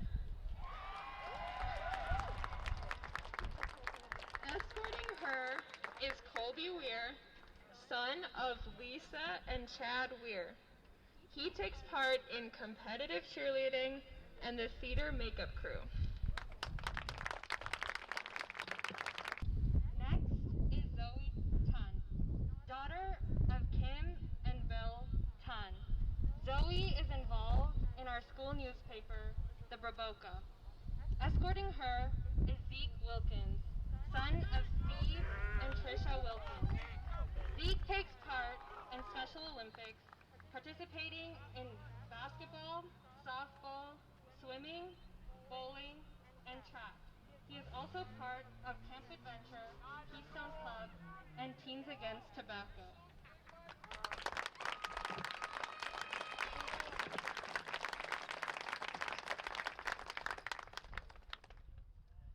And now comes the moment we have all been waiting for, the crowning of the Lord and Lady. Our 2020 Lord is Zeke Wilkins.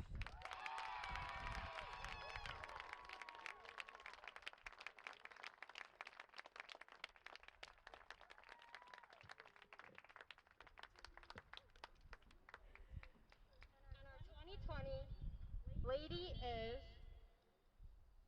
Cherish Stern.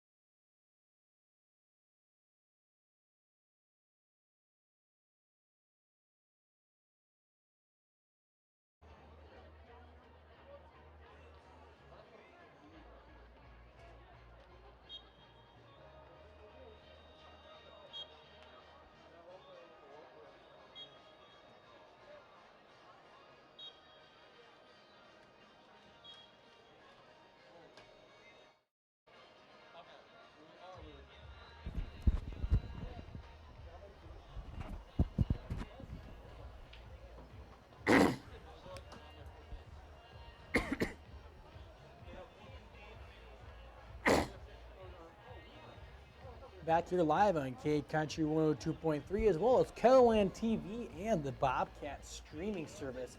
We're rocking and rolling here on a beautiful Friday night as I open my screen in front of me so I can hear outside and see the action going on outside. Again, this is homecoming night. Bulldogs, Bobcats, on a beautiful night. Does not get much better for football.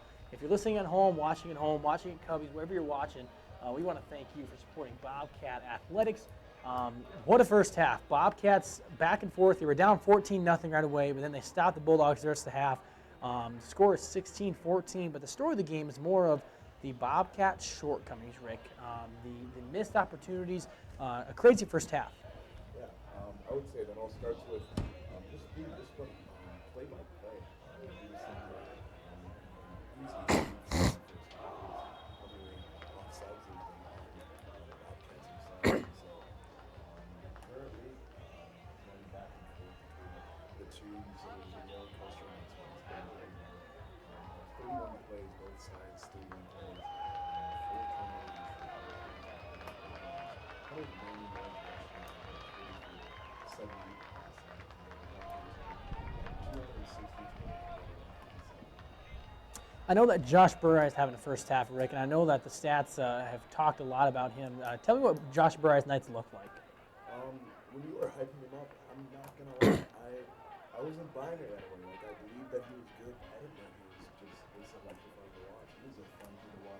currently at 148 yards, rushing, averaging 16.4 per carry with 2 touchdowns on the night. And these haven't been easy runs either. These have been very contested runs as well. So he's definitely having himself a good night. Definitely, for all those guys listening on the live stream, I apologize. I keep forgetting I'm on live stream. You only hear me, you don't hear Rick. All you hear is me clearing my throat because I turn my mic down on the radio to clear my throat. I promise you, I do not have COVID. I just have a bad case. I have allergies this time of year, really, really bad. And so my throat gets clogged up. So just want to make sure everyone knows I am not sick whatsoever. I am rocking and rolling in full health here. I actually just had my checkup today, and I was given a clean bill of health. So no better time to be a Brookings Bobcat right now. We're getting ready to kick off the second half here live from Dana J. Dykhouse Stadium on the campus of South Dakota State University. Bobcats homecoming night. Sitting at 3-0, trying to go to 4-0. Madison Bulldogs trying to come in and spoil the party. They're at 3-1, looking to go to 4-1. It'll be an onside kick by the Bulldogs. It'll be recovered by the Bulldogs, but they're going to say it was not a 10-yard kick. We'll see here. They're going to say it was short of the 10-yard kick, and it's looking like what it will be. So as the refs go in to decipher what's going on here, that kick was not 10 yards. I'm going to be pretty livid if this is not turned over as a Bobcat football. We'll see. The refs are debating. The players are debating. Coaches are yelling. This is a great way to start off a dramatic second half. We'll see what happens here. But the score is 16-14. Bobcats on top here as we kick off the second half. K-Country 102.3, the home of the Bobcat Sports. I'm just Cash Clare alongside me is Otis. Dang it, not Otis Hilbert. You can call me Otis if you'd like. Richie the Kid. We're going to go down to the field now. Here are the refs. Here they're going to give the call. It'll be Madison. It'll say that Madison was not 10 yards. It'll be Bobcat football. So the rest must have heard me, not wanting that to be their ball. It'll be Bobcat football here from the 49-yard line of the Bulldog here. As I'm still struggling to get the names there. It's a bunch of B's. Bose in the pistol with two running backs split up to his left, one running back to his right. The right tackle, Burry in motion. Bose sets back. It'll be a dive to Burry, and Burry's going to lose the football there. But thank goodness that number 20, Cole McCune, was there to pick up that miscue to start off the second half. Burry fumbled the ball. McCune picked it up. It'll be Bobcat football after a gain of maybe 2. That was the very, symbolic way to start this, with the way this game is going. Yeah, it's definitely kind of representing what we saw in the first half. Hopefully we don't continue this streak. Bo is in the pistol, second down and 9 with under 11 to go here in the third quarter. 2 receivers right, 1 receiver left, and Tyson Brandt in the backfield. Bo is going to hand the ball off to Brandt, who's going to be brought down for maybe a gain of 1, if anything. The Bobcat offensive line this year, which has been very solid tonight, has been unstable to say at best. Very shaky, very I can't even think of the word right now. Of course, I'm on live radio, can't think of the word. Not consistent. They'll bring up third down and 7 here from the Bulldog 50 or 46-yard line. Third down and 7, Bobcat football here. Third down and 7 to go. 2 receivers split out left. 1 receiver, McCune, split out the right tackle. Bose in the pistol with Brandt behind him. Bose, a couple hard snaps. He's going to go hand off to McCune. Nope, he's going to step back and look.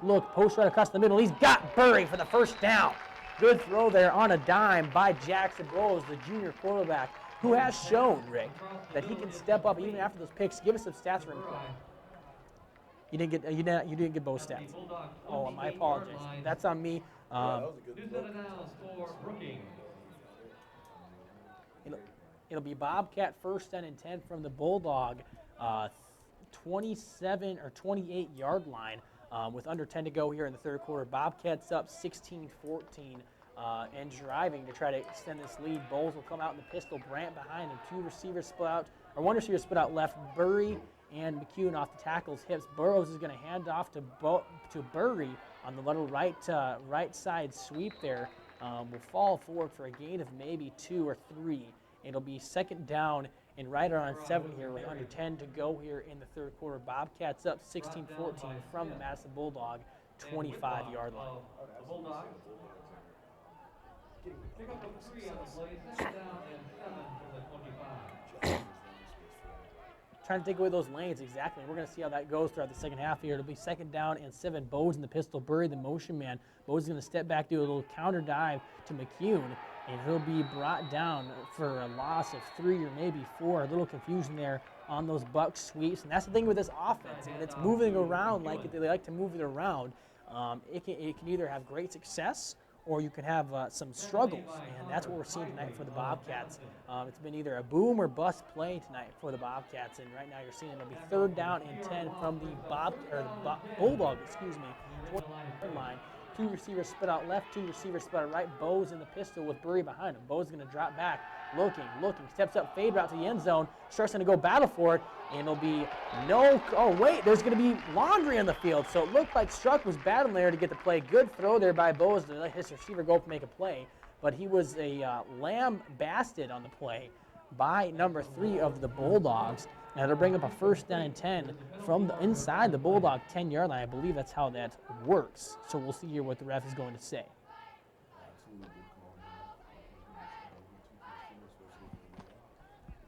And it'll be 1st down and goal, it looks like, from the Bobcats, Bulldogs. As I'm trying to find where they spotted the ball, the refs didn't put the ball down, it looks like, yet. And we're still waiting for the ball.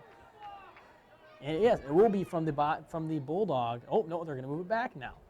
The ref and crew is trying to get organized here tonight as we start the second half, if you cannot tell. It'll be 1st down and 10 for the Bobcats here on the 15-yard line of the Bulldogs. Bo's in the pistol, 2 receivers split out left and right. Burry in the backfield. Bo steps back, dive to Burry. Burry's going to try to bounce it out left. He's going to get there. Will he go? 10, 5, dives, and he'll be put out at the 2-yard line, and that's where the Bobcat offense is going to spot.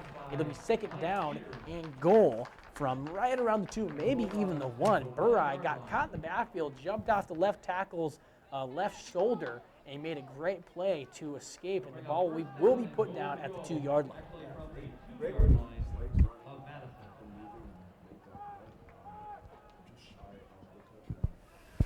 It'll be 2nd down and goal from the Madison Bulldog 2-yard line. It'll be 2 receivers split out right. It'll be McCune and Struck.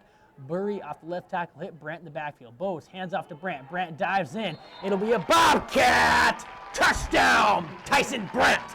Bobcats march in the field on the first offensive drive of the second half, aided by a pass interference on the Bulldogs, and that'll put the Bobcats up 22-14 with the extra point coming here from Peyton Theosidopoulos to put this to 23.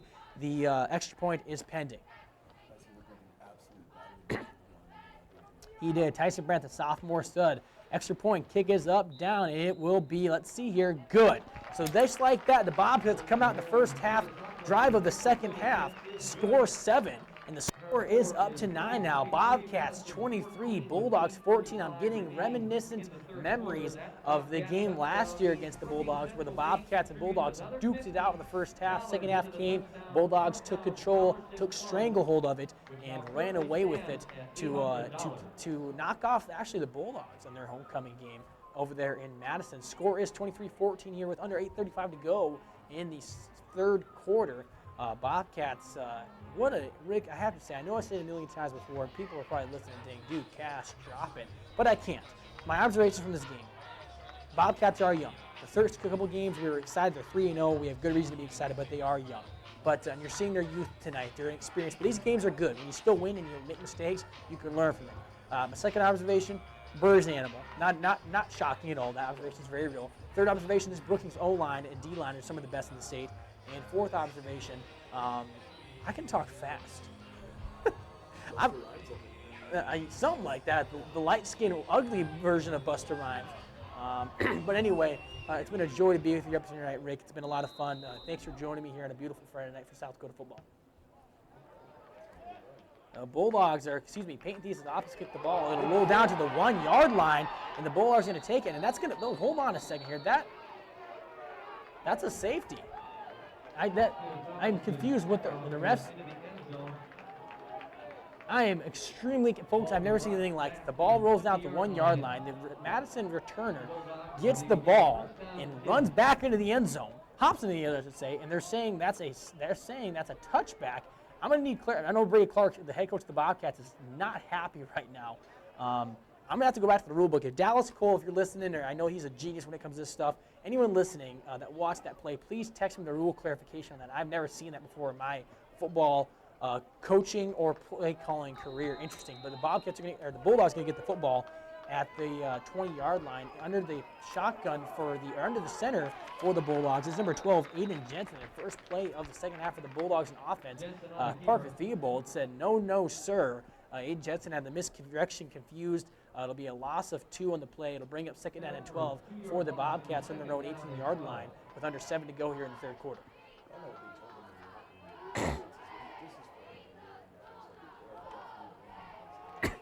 Aiden Jensen in the pistol, 3 receivers left, 1 receiver right, and he's going to step back, looking, quick screen the play, and he's going to be incomplete there. But if it would have been complete, Keegan Fields would have had a field day on that Madison receiver's head and took it off probably. It was looking for a big hit waiting to happen. It'll be third down and long for the Bobcats from their own 18-yard line. Bobcats up, third down and long for the Bulldogs, from their own 18-yard line.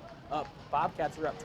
Here we go. Bulldogs, Aiden Jensen, quarterback, the pistol, 3 receivers left, 1 receiver right. Step back, looking. Going to try to throw a screen, and it's going to be caught in the play by number 31, Chris Reese, and he's going to be drugged down by the big man, the refrigerator himself, Wes Koenig, and that'll bring up a 4th down and long for the Bulldogs. And out comes the punt team for the Bulldogs. Returning the punt for the Bobcats is going to be number 20, Cole, the Jet, McCune, and also Max Struck at the other returning position. All I can say is the Bobcat defense is making it absolutely chaotic to try to get anything. Definitely, the Bobcats defense is stepping up after a tough first half where they got creamed and beat on defense. And that punt by the Madison Bulldogs punters are going to be a good one. It's going to be close to a 60-yard boot after the roll, and it's going to roll down to right around the Bobcats' 25-yard line. And that's where number 9, quarterback, junior, Jackson Bowes, and the Bobcats offense is going to go to work. And Rick, I have to give credit, because I'm not giving enough credit right now. The Bobcat offensive line, for all their mishaps and false starts they've had, they've also paved the way for Josh Burai to have a phenomenal game. This Bobcat offensive line is the lifeblood of this offense. Sorry, first down. It almost just seems like on the first plays, maybe there's just some confusion that's happening, maybe some goal responsibility that's coming in the field. But yeah, absolutely, we're definitely creating opportunities from all the plays. Definitely, Bowes in the pistol, Burry the motion man. It's going to be a counter to Burry. Burry's going to try to find some fence. Spins out of it. What a play by Burry. Burry's going to try to fight through 2 tackles. That might be the shortest run of his Bobcat career in 4 games. It's a gain of like 3.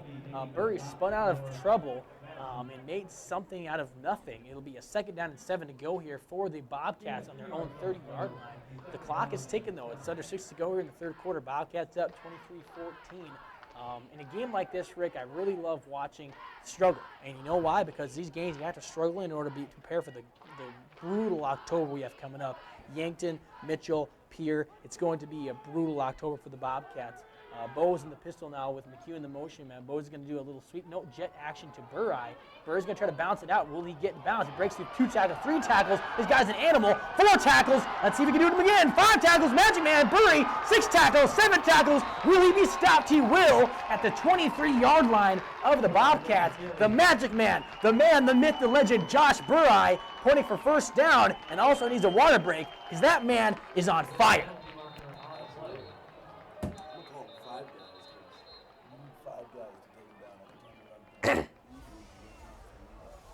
Speaking of running through, that's going to be a holding call on the Bobcats, it looks like, from back at the line of scrimmage. Another big play by Burai is going to be wiped out in a game that he's looked phenomenal. We have some clarification on a call. The man, the myth, the legend, Dallas Cole, the voice of the Bobcats, Dallas Cole, a legend in the radio industry, man. Dude, I miss this guy. He texts me and calls me this week. He's giving me some information and stuff. He is the reason that I have been able to come into this role and fill in for him, and the reason I've had the little success I've had is because of Dallas Cole. Here's the clarification on that field play where the Bulldogs fielded it in the end zone. Dallas says he fielded outside the end zone, was not forced back in the end zone, and downed it. So no question, that's a safety.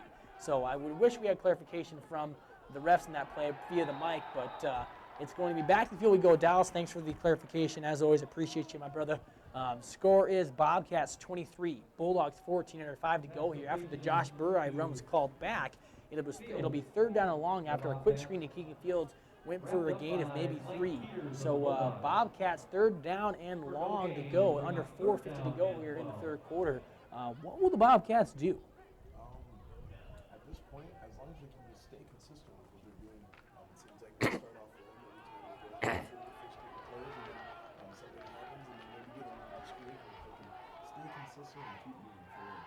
Bo sits back on the fake jet to McCune. It'll be a screen across the middle, and it's going to be picked off in the play by number 61 of the Bulldogs. 51, I believe, as 51 Gabe Olson.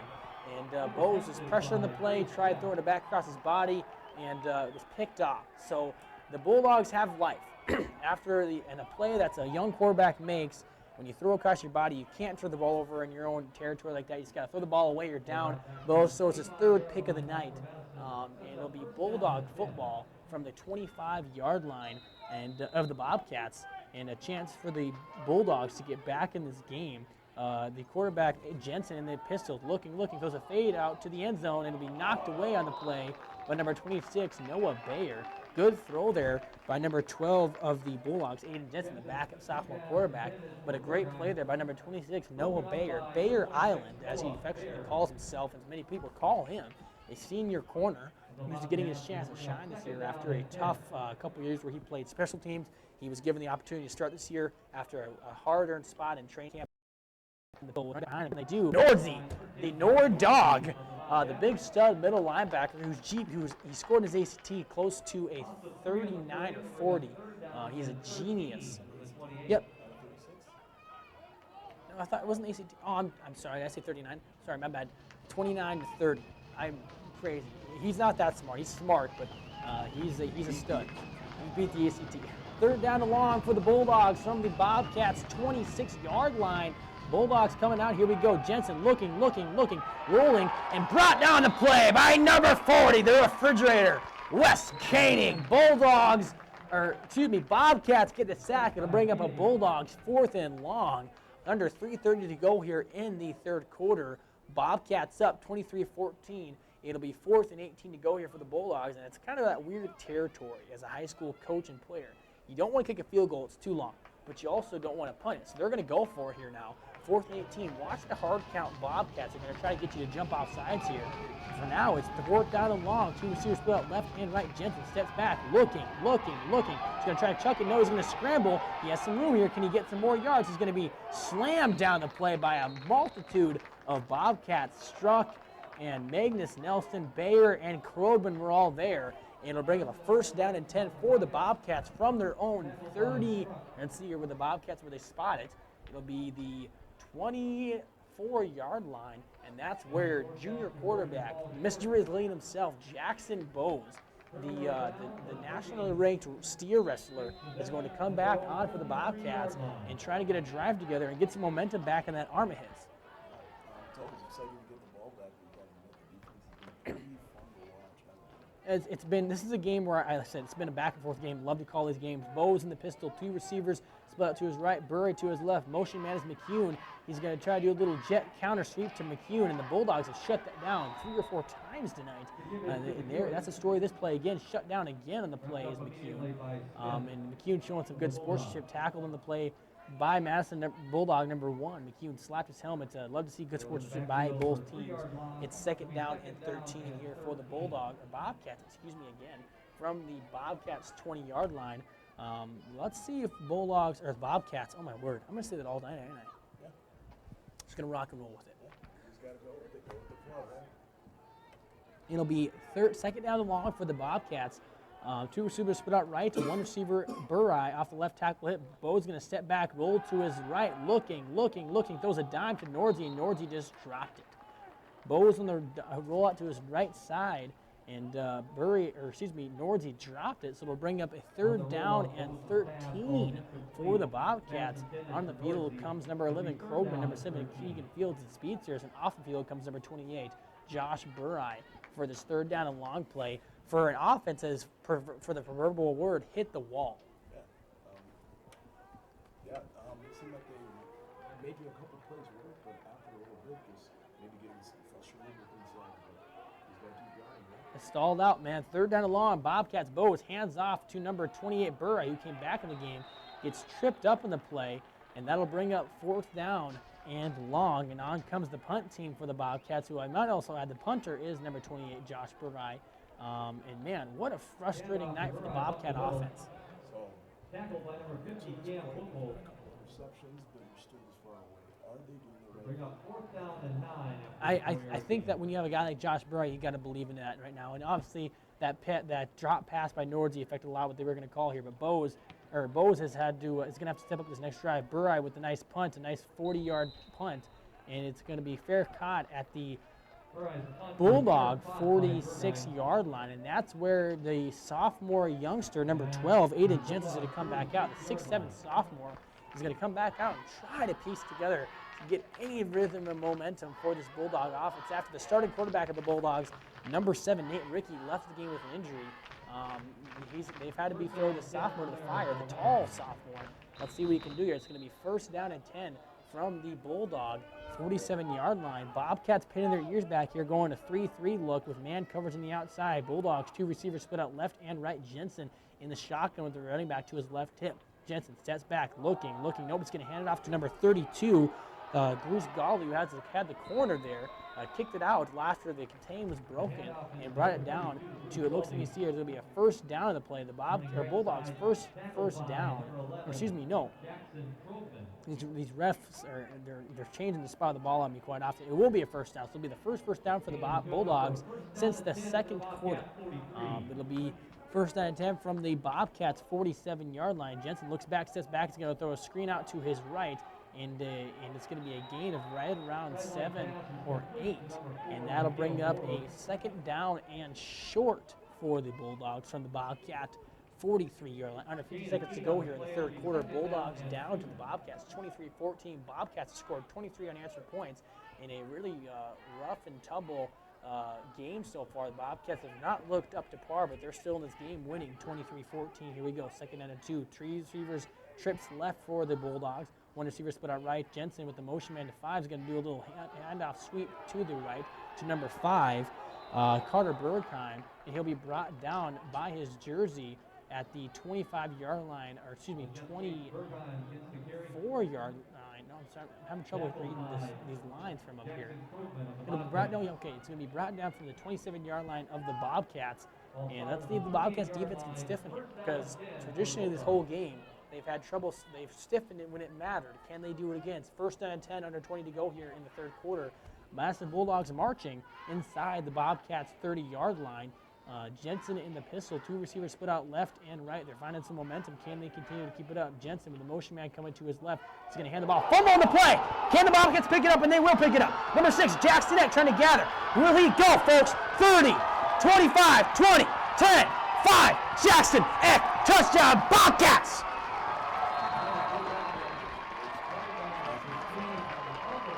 My word, folks, if you aren't here, you aren't listening, get here. Bobcats find ways to bend, but don't break.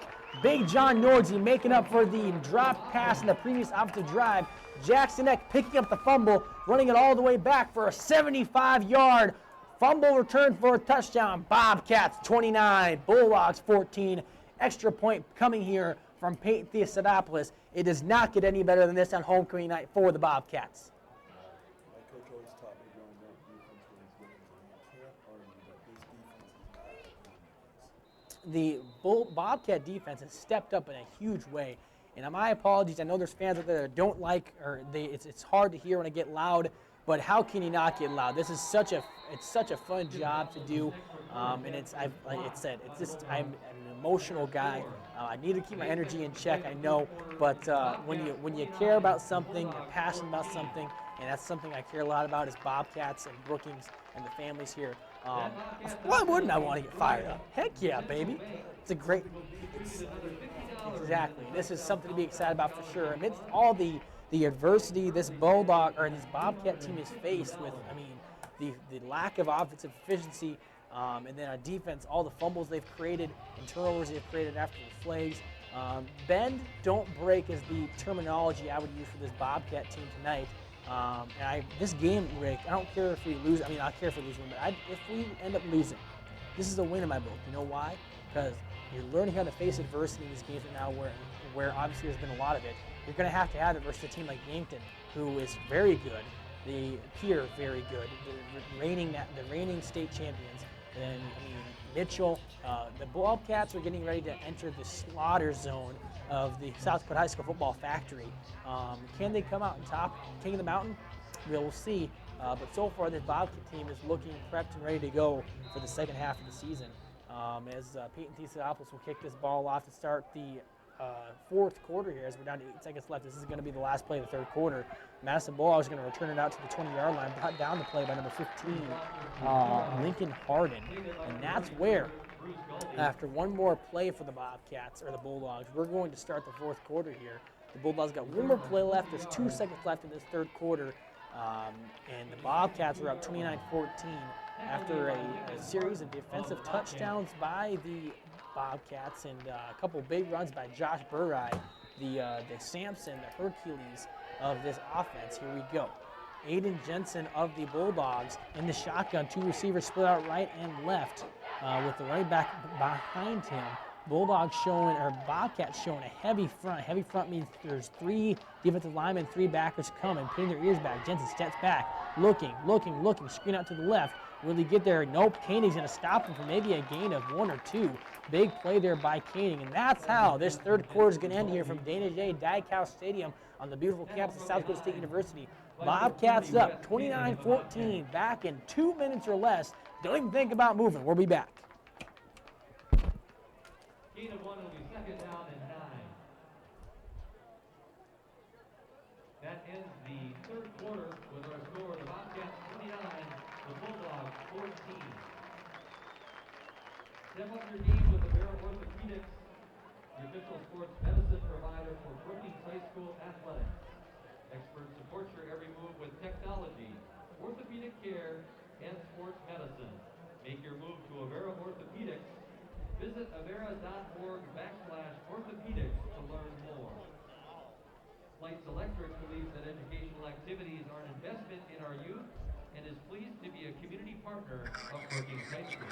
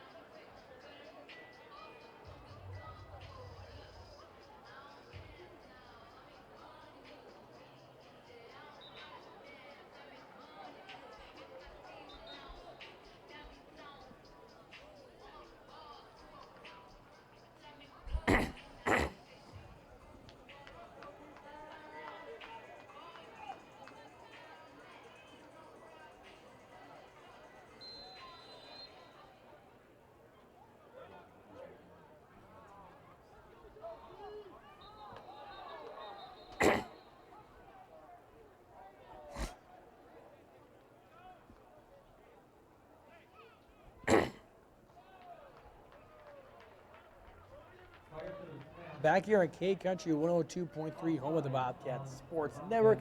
This is Cash Clare alongside me, Richie the Kid Lund. And before we get going, I know people hate doing. Honestly, I'm gonna wait till the next break. We're gonna talk about something really special. Right now it's second down and 4, and the Bobcats jumped. It's gonna say that the Bobcats jumped, so it'll bring up a first down and 10 for the Bulldogs, unless it goes against the Bulldogs. Let's see here. They're gonna say Bobcats false start. So it's going to, infringement. So it'll be Bulldog first down and 10 from their own 33-yard line. Dallas Cole's listening right now from home. And Rick, I know you don't know Dallas Cole that well, but he's been the voice of the Bobcats. He's been a local radio legend since forever. Like, this guy is a living legend. Been here forever. As the Bobcats play a big sack here on the play. Number 44, Caden Sparkles Wright, a big sack there, bring up second down and long for the Bulldogs. Anyway, Dallas Cole, local legend, man. He had some lung issues to come up here last year, so he's been battling that like crazy. And he trudged through last year while sick, and while it was very hard for him to breathe. He still was so dedicated. He still called Bobcat football games and basketball games. A local radio legend. He's done a lot over his career, and he took me under his wing when I came in last year, not knowing anything, how to do anything, and he's been a constant teacher to me, even through all the craziness of this pandemic, and he's at home. I haven't seen him much since April or March, and he's still taking the time to come out and call me and text me and give me pointers. He's not here tonight. We don't know when he's going to be able to return because he's waiting for a lung, he's waiting for a transplant. But first of all, folks out there, if you're listening, whether you're on the live stream, please throw up a prayer for Dallas Cole. He's a local legend. His family's phenomenal. He has a kid, and Drew plays basketball at Dakota Wesleyan, and his wife, Margie. A great couple, a great family. Please pray for them as they're going through this and fighting like fires. You never know they're going through anything tough because they don't ask for anything, but they are special people, and Brookings is lucky to have them. Dallas Cole, the voice of the Bobcats, I want to say thank you to everything he's doing for Brookings. And on the play is a fumble on the play. West Caney picks it up. Will he go? 10, 5, Bobcat, touchdown, West Caney. On a play, it was a fumble on the play there off the right end of the line. A blitzing player came off, smacked the back of the quarterback from the blind side. Koenig happened to the right opportunity, right time, picked the ball up, ran it in for 6. That's a Bobcat TD. And I hate having to lead that Dallas Cole momentum of the moment to go to a play like that, but I almost had to start going crazy. But anyway, last but not least, Dallas Cole, we're thinking of you, praying for you. We love you, brother.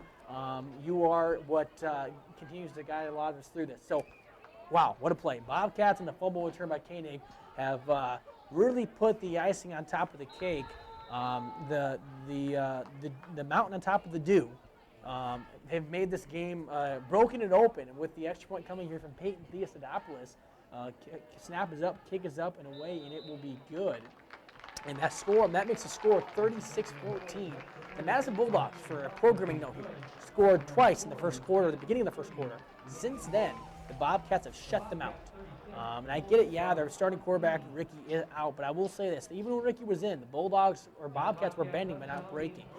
This has been a game, I really am impressed with the Bobcats. After all the miscues and the lack of organization, they still have found ways to continue to put this team in a good position to come out of this game and move to 4-0. Rick, if you want to do me a favor and go on Google or Twitter and or a South Dakota Scores app and look up this, we're trying to find some local high school scores across the state. Yankton, Mitchell, they're all playing tonight. If you want to find some scores across the state to read for me, we'll go back to you here in a second. Kicking the ball off with the Bobcats is number 14, Peyton Theosidopoulos, and the Bulldogs returning this. This has been a common theme tonight. The Bobcats have scored 36 unanswered points to break this thing wide open. Kind of like when you unroll a fruit roll-up, wide open. And this is tasty and good. I'm really loving this. As Rick's got some scores, do you want me to read? Or do you want to go ahead with it? I can take it away because I know that I'm going to read some of the local scores here. Woolsey Weston's beating Corsica Sydney 34-6. Washington Warriors beating the Ariels 24-7. Yankton beating Vermilion by only 7. That's a huge game, folks. Yankton's very good. Vermilion's having an average year. 20-14 is that score live from Vermilion, South Dakota. Score is 20-14. St. Thomas More beating Spearfish 34-0. As I'm scrolling here through, Canastota beating Ivory Wakanda 50-0. Huron beating the Canton Tigers 6-0. See here, Joe Abbott St. Mary beating Avon 46-0 at half. Harrisburg beating Aberdeen Central 18-7. Hamlin beating Elton Lake Benton tonight in a stunning fashion, 54-0. And there's a sack in the play there by, if you got the number on the play, John Nordzi with the sack to bring up a second down and long for the Bulldogs from their own 15-yard line. As they continue on, Mitchell beat the Del Rapids Warriors 22-14. Castlewood beat the Colmonegan Seahawks, or beating the Colmonegan Seahawks 20-12. Baltic and Viborg early scores still 0-0. As here we go, Spearfish losing to the Mitchell Colonels 73-13, and that's the last score local score I'll read to you. Back to the action. Thank you, Richie, the Kid Lund, for that score update. Score is here 36-14. Bulldogs, Bobcats on top of the Bulldogs. Under 9 to go here in this game. Second out of 15, Aiden Pearson rolls to his left, goes a quick screen to number 3, and he'll be slammed down on the play by number 54, Brock Longo, who then helps him, 53, Perry King, who then helps him up. And that'll bring up a third down and 8 for the Bulldogs from their own 22-yard line. Under 9 to go here in the fourth quarter.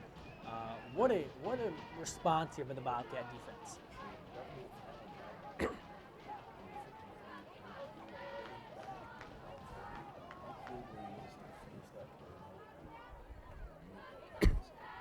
Third down and long for Jensen. He's looking, goes across the middle of number 3, and he'll be swung down the play by number 26, Noah Bayer, to stop him short of the first down. He'll bring up a 4th down, and I would bet close to 2 or 3, as we'll see where they mark it.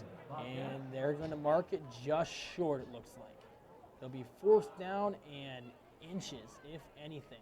And they might have to bring the chains out to measure. They're going to bring the chains out to measure this. It is 4th down. Oh, no, they're not going to. They said play ball.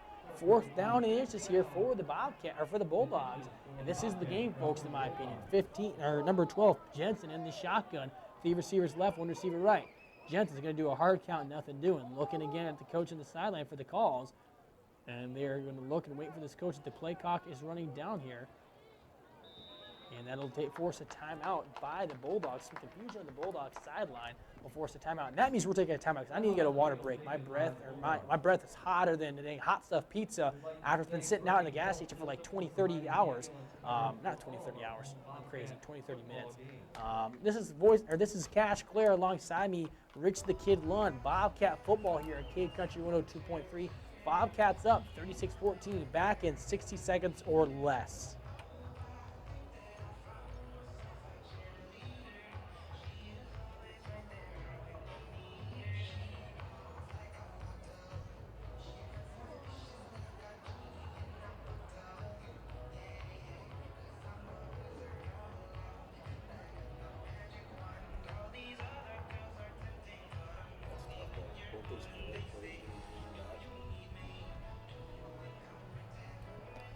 Those highlight plays getting called back. Yeah.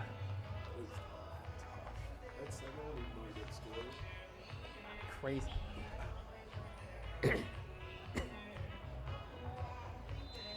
I have the worst allergies this time of the year.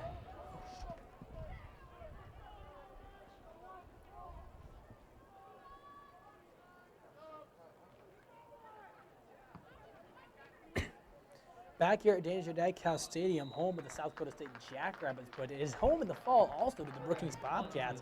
And Brookings Bobcats starting off the season 3-0, looking to add to that record, make it 4-0 tonight. It's looking like they're going to be that way. Bobcats on top of the Bulldogs, 36-14, under 8 minutes to go here in this game. Bulldogs had a 4th and 1. They look like they're going to go for it. They called a timeout. They punted the ball away. It will now be Bobcat football after a fair catch by number 11, Jackson Krogman. It'll be a Bobcat football from their own 39-yard line with Jackson Bowes still at the helm here. It looks like Jacoby Anderson wants to get him into the game and to get some good, valuable reps here after a tough night for him where he went 5 of 11 for a total of 88 yards and 3 picks and no touchdowns. Bowes in the pistol. 2 receivers split out left, 2 receivers split out right. Brant in the backfield. Bowes is going to step back, hand off to Brant, and Brant's going to get wrapped up after a spin, brought down the play. He'll be drugged down for a loss of close to 5, maybe 6 in the play. Brant's had some struggles running off that left side. It'll be 2nd down and close to 13 here with under 8 to go here in this game. Bobcats up 36-14. Ball is on their own 36-yard line. Loss of 3, it'll be 2nd down. It'll be 2nd down and 13 for the Bobcats. Bowes is going to come back out here in the pistol with 2 receivers split out left and right again. Same formation as last play. Brant in the backfield. Bowes is going to give a hard count. Motion to Burry. He's going to step back, do a pitch to Burry to try to get him some more yards. Here we go. Burry. Swing pitch. Nice little cutting move there, and he's going to be brought down at the 40-yard line. I thought he might break that thing, but he did not. A good tackle there by the Bulldogs to stop Burry from going crazy. It'll be 3rd down and roughly 8 from the Bobcat 40-yard line, maybe a little past it, maybe the 41. And from the Bobcats 41-yard, 3rd down and 8. The score here is 36-14. Bobcats looking to move to 4-0. For this 3rd down play, Bowes is going to be in the pistol. 2 receivers split out left and right. And Brant in the backfield. Bowes is going to get McCune the motion man. He's going to pitch to McCune. McCune's going to try to find a seam. He's might got one here. Nice little move by McCune. The shake and bake. Left number 3 standing, looking at thin air. McCune is this offensive version of Tyreek the Cheetah Hill in the Kansas City offense. And tonight he has proven to be invaluable. All season he's been invaluable. Nicole McCune is the perfect complement to Josh Burrai. And this offensive line, it'll be Bobcat 1st down and 10 from the Madison Bulldog, 38-yard line. Under 6 to go here in this game. Bobcats up 36-14. I expect to see a lot more runs. Bowes in the pistol, 2 receivers left and right. Brant in the backfield.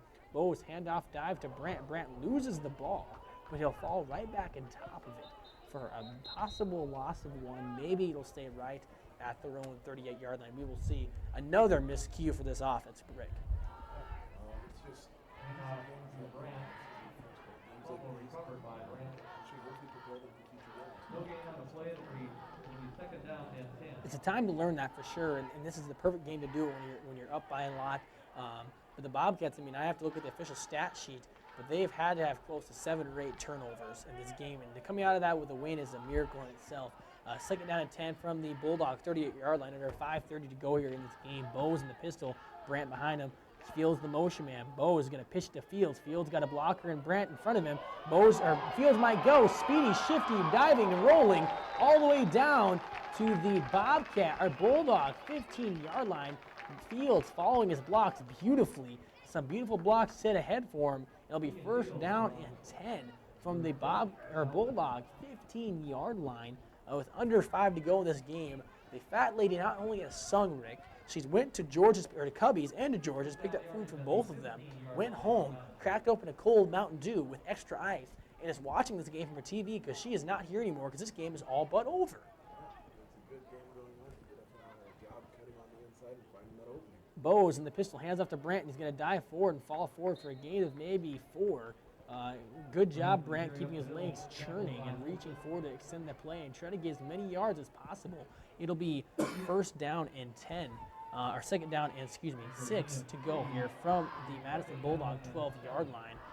And that's where Jackson Bose and this offense are going to try to continue to add to the score here. And as we know, point differential in the state of South Dakota affects playoff seeding, so they want to score with points here. They do not want to go up here empty-handed.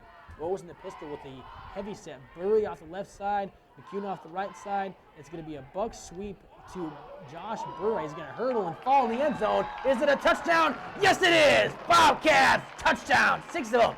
Josh Burry, the Superman jump, and he got in for 6 more points. Burry is on fire, and I have a feeling who the offensive player of the game is going to probably be today. I don't know, though, because I kind of want to award the offensive line. So, Rick, I'm going to ask you to look around and see what offensive lineman that you watched so far today has made the biggest impact, and we'll talk about that in the post-game report. Bobcats 42, Bobcats 42, Bulldogs 14, with Pete Theosanopoulos' extra point attempt coming. Snap is clean, kick is up, and kick will go, let's see here, good.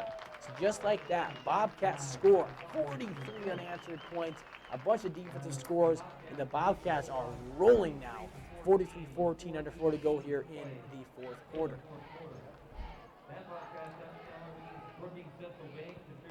Brookings Central Bank is going to be contributing. So I forgot to read this earlier. For every touchdown scored in this game, in home games, the Touchdown Countdown Scholarship Fund is back on. Brought to you by Brookings Central Bank here in Brookings.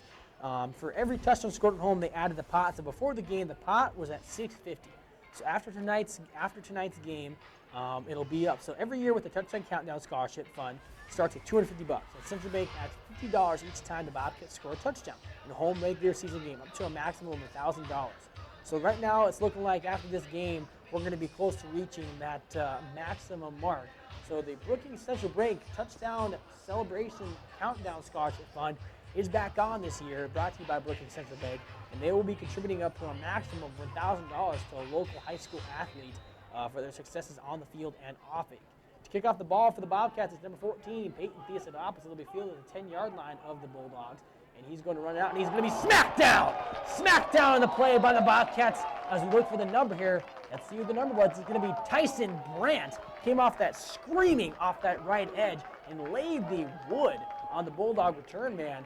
That'll set the Bulldogs in their own territory right on the 20-yard line with under 4 to go here for the Bulldogs. Number 12, Aiden Jensen is still in at quarterback, and he's going to come out here with a receiver left, two receivers left, two receivers right, and a lone running back in the backfield with him. Bobcats are going to come out in that 3-3-1 look with one single high safety being Keegan Fields. Let's see what the Bobcats would like to do here in terms of bringing pressure, playing coverage here in the end of this game. Pearson says back, looking, going to hand off dive to number 31, Chris Reese, and he'll fall forward for a gain of right around 6.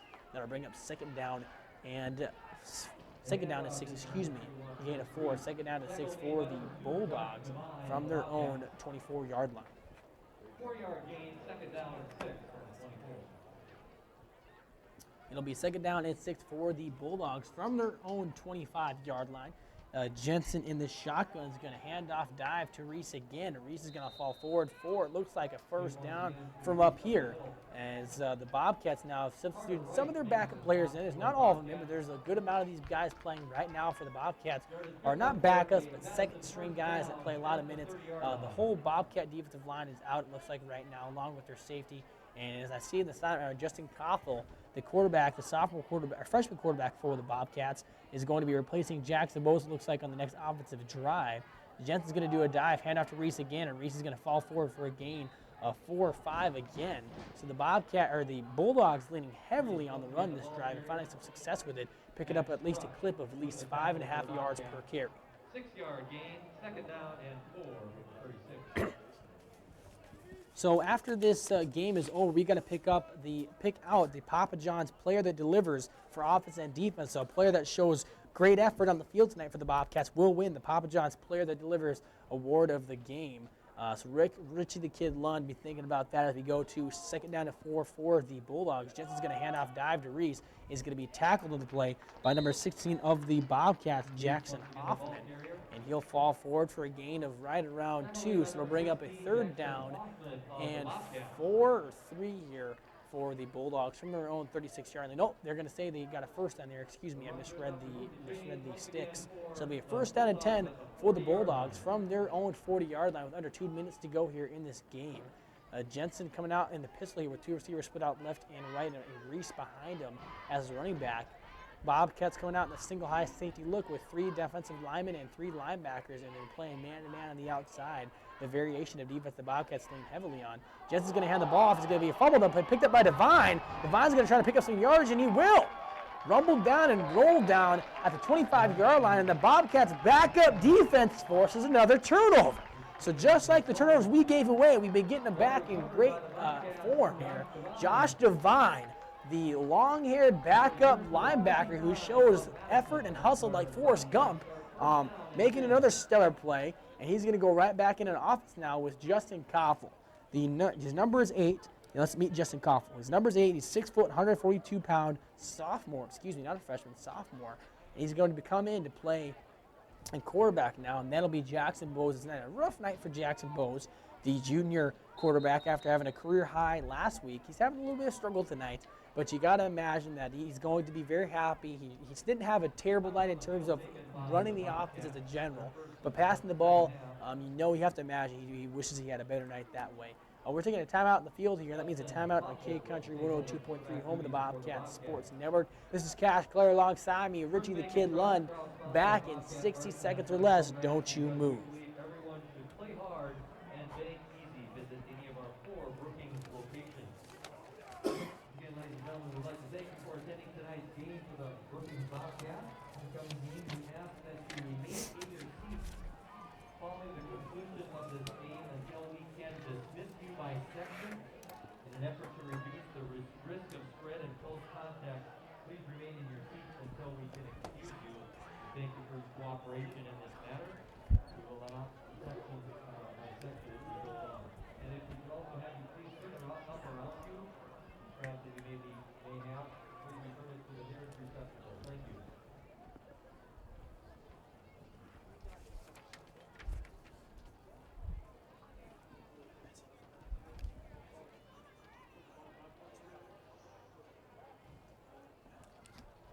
He's a linebacker, yeah. He's blitzing, yeah. He's been playing a lot of positions. Back here in the Bobcats Sports Network, this is this is the Cash Clare alongside me, Richie the Kid Lund. Bobcats right now rocking and rolling after a fumble on the play by the Bobcats was forced and recovered by the Bobcats. Now they fumble the play right back. Justin Koffel handoff the play, fumbled by the running back of the Bobcats backup offense. And back into the game comes the Bobcats backup defense. So just like that, the Bobcats lost the ball on the first play of the backup offense. And it's a confusing sequence of events here, folks. Bobcats up 43-14. This game is all but over. Under a minute to go here in this game. Bobcats came out on homecoming night and laid the wood on a Madison Bulldog team that showed a lot of fight. But this game is primarily going to be over now. Aiden Jensen's going to stay in at quarterback for the Bobcats. Number 31 of the Bulldogs, Chris Reese, is going to run that ball, rumble it forward for a close, looks like, to a gain of first down with under a minute to go here in this game. Rich the Kid Lund, I have to say, before we'll talk about player of the game after this game, so we're not going to go to break. We're going to go right to the post-game show. Thanks for hanging out with me on a Friday night. I know you've got to work tonight. You've got lots of going on today, so for you to take your time out of your day to come and do this game with me, I can't even understand how much I appreciate that.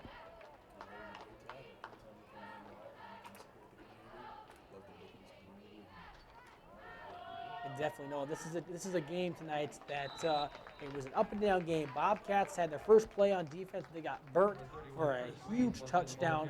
They fell behind 14-0 in the first quarter, and then they jumped around and they turned it right back, and they've held this Bulldog offense scoreless since the first quarter. And the Bobcats' offense and defense has forced a couple touchdowns.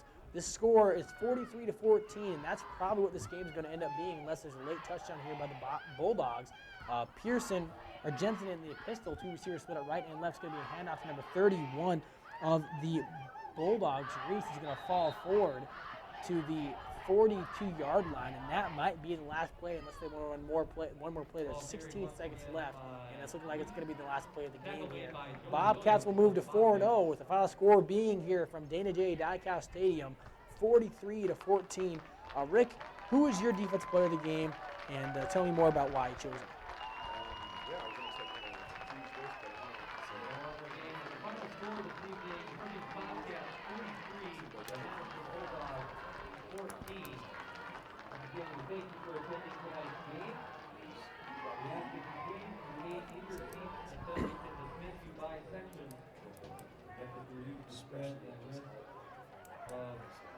Yeah, like you said, there could have been so many players. I think Rick chose Wes Caney. We talked off the air about it. Because of his ability to make the play, he's the senior leader on defense, a phenomenal player. I know the Bobcats are ecstatic with how he's played tonight. As we look down the field, Brady Clark's going to get interviewed by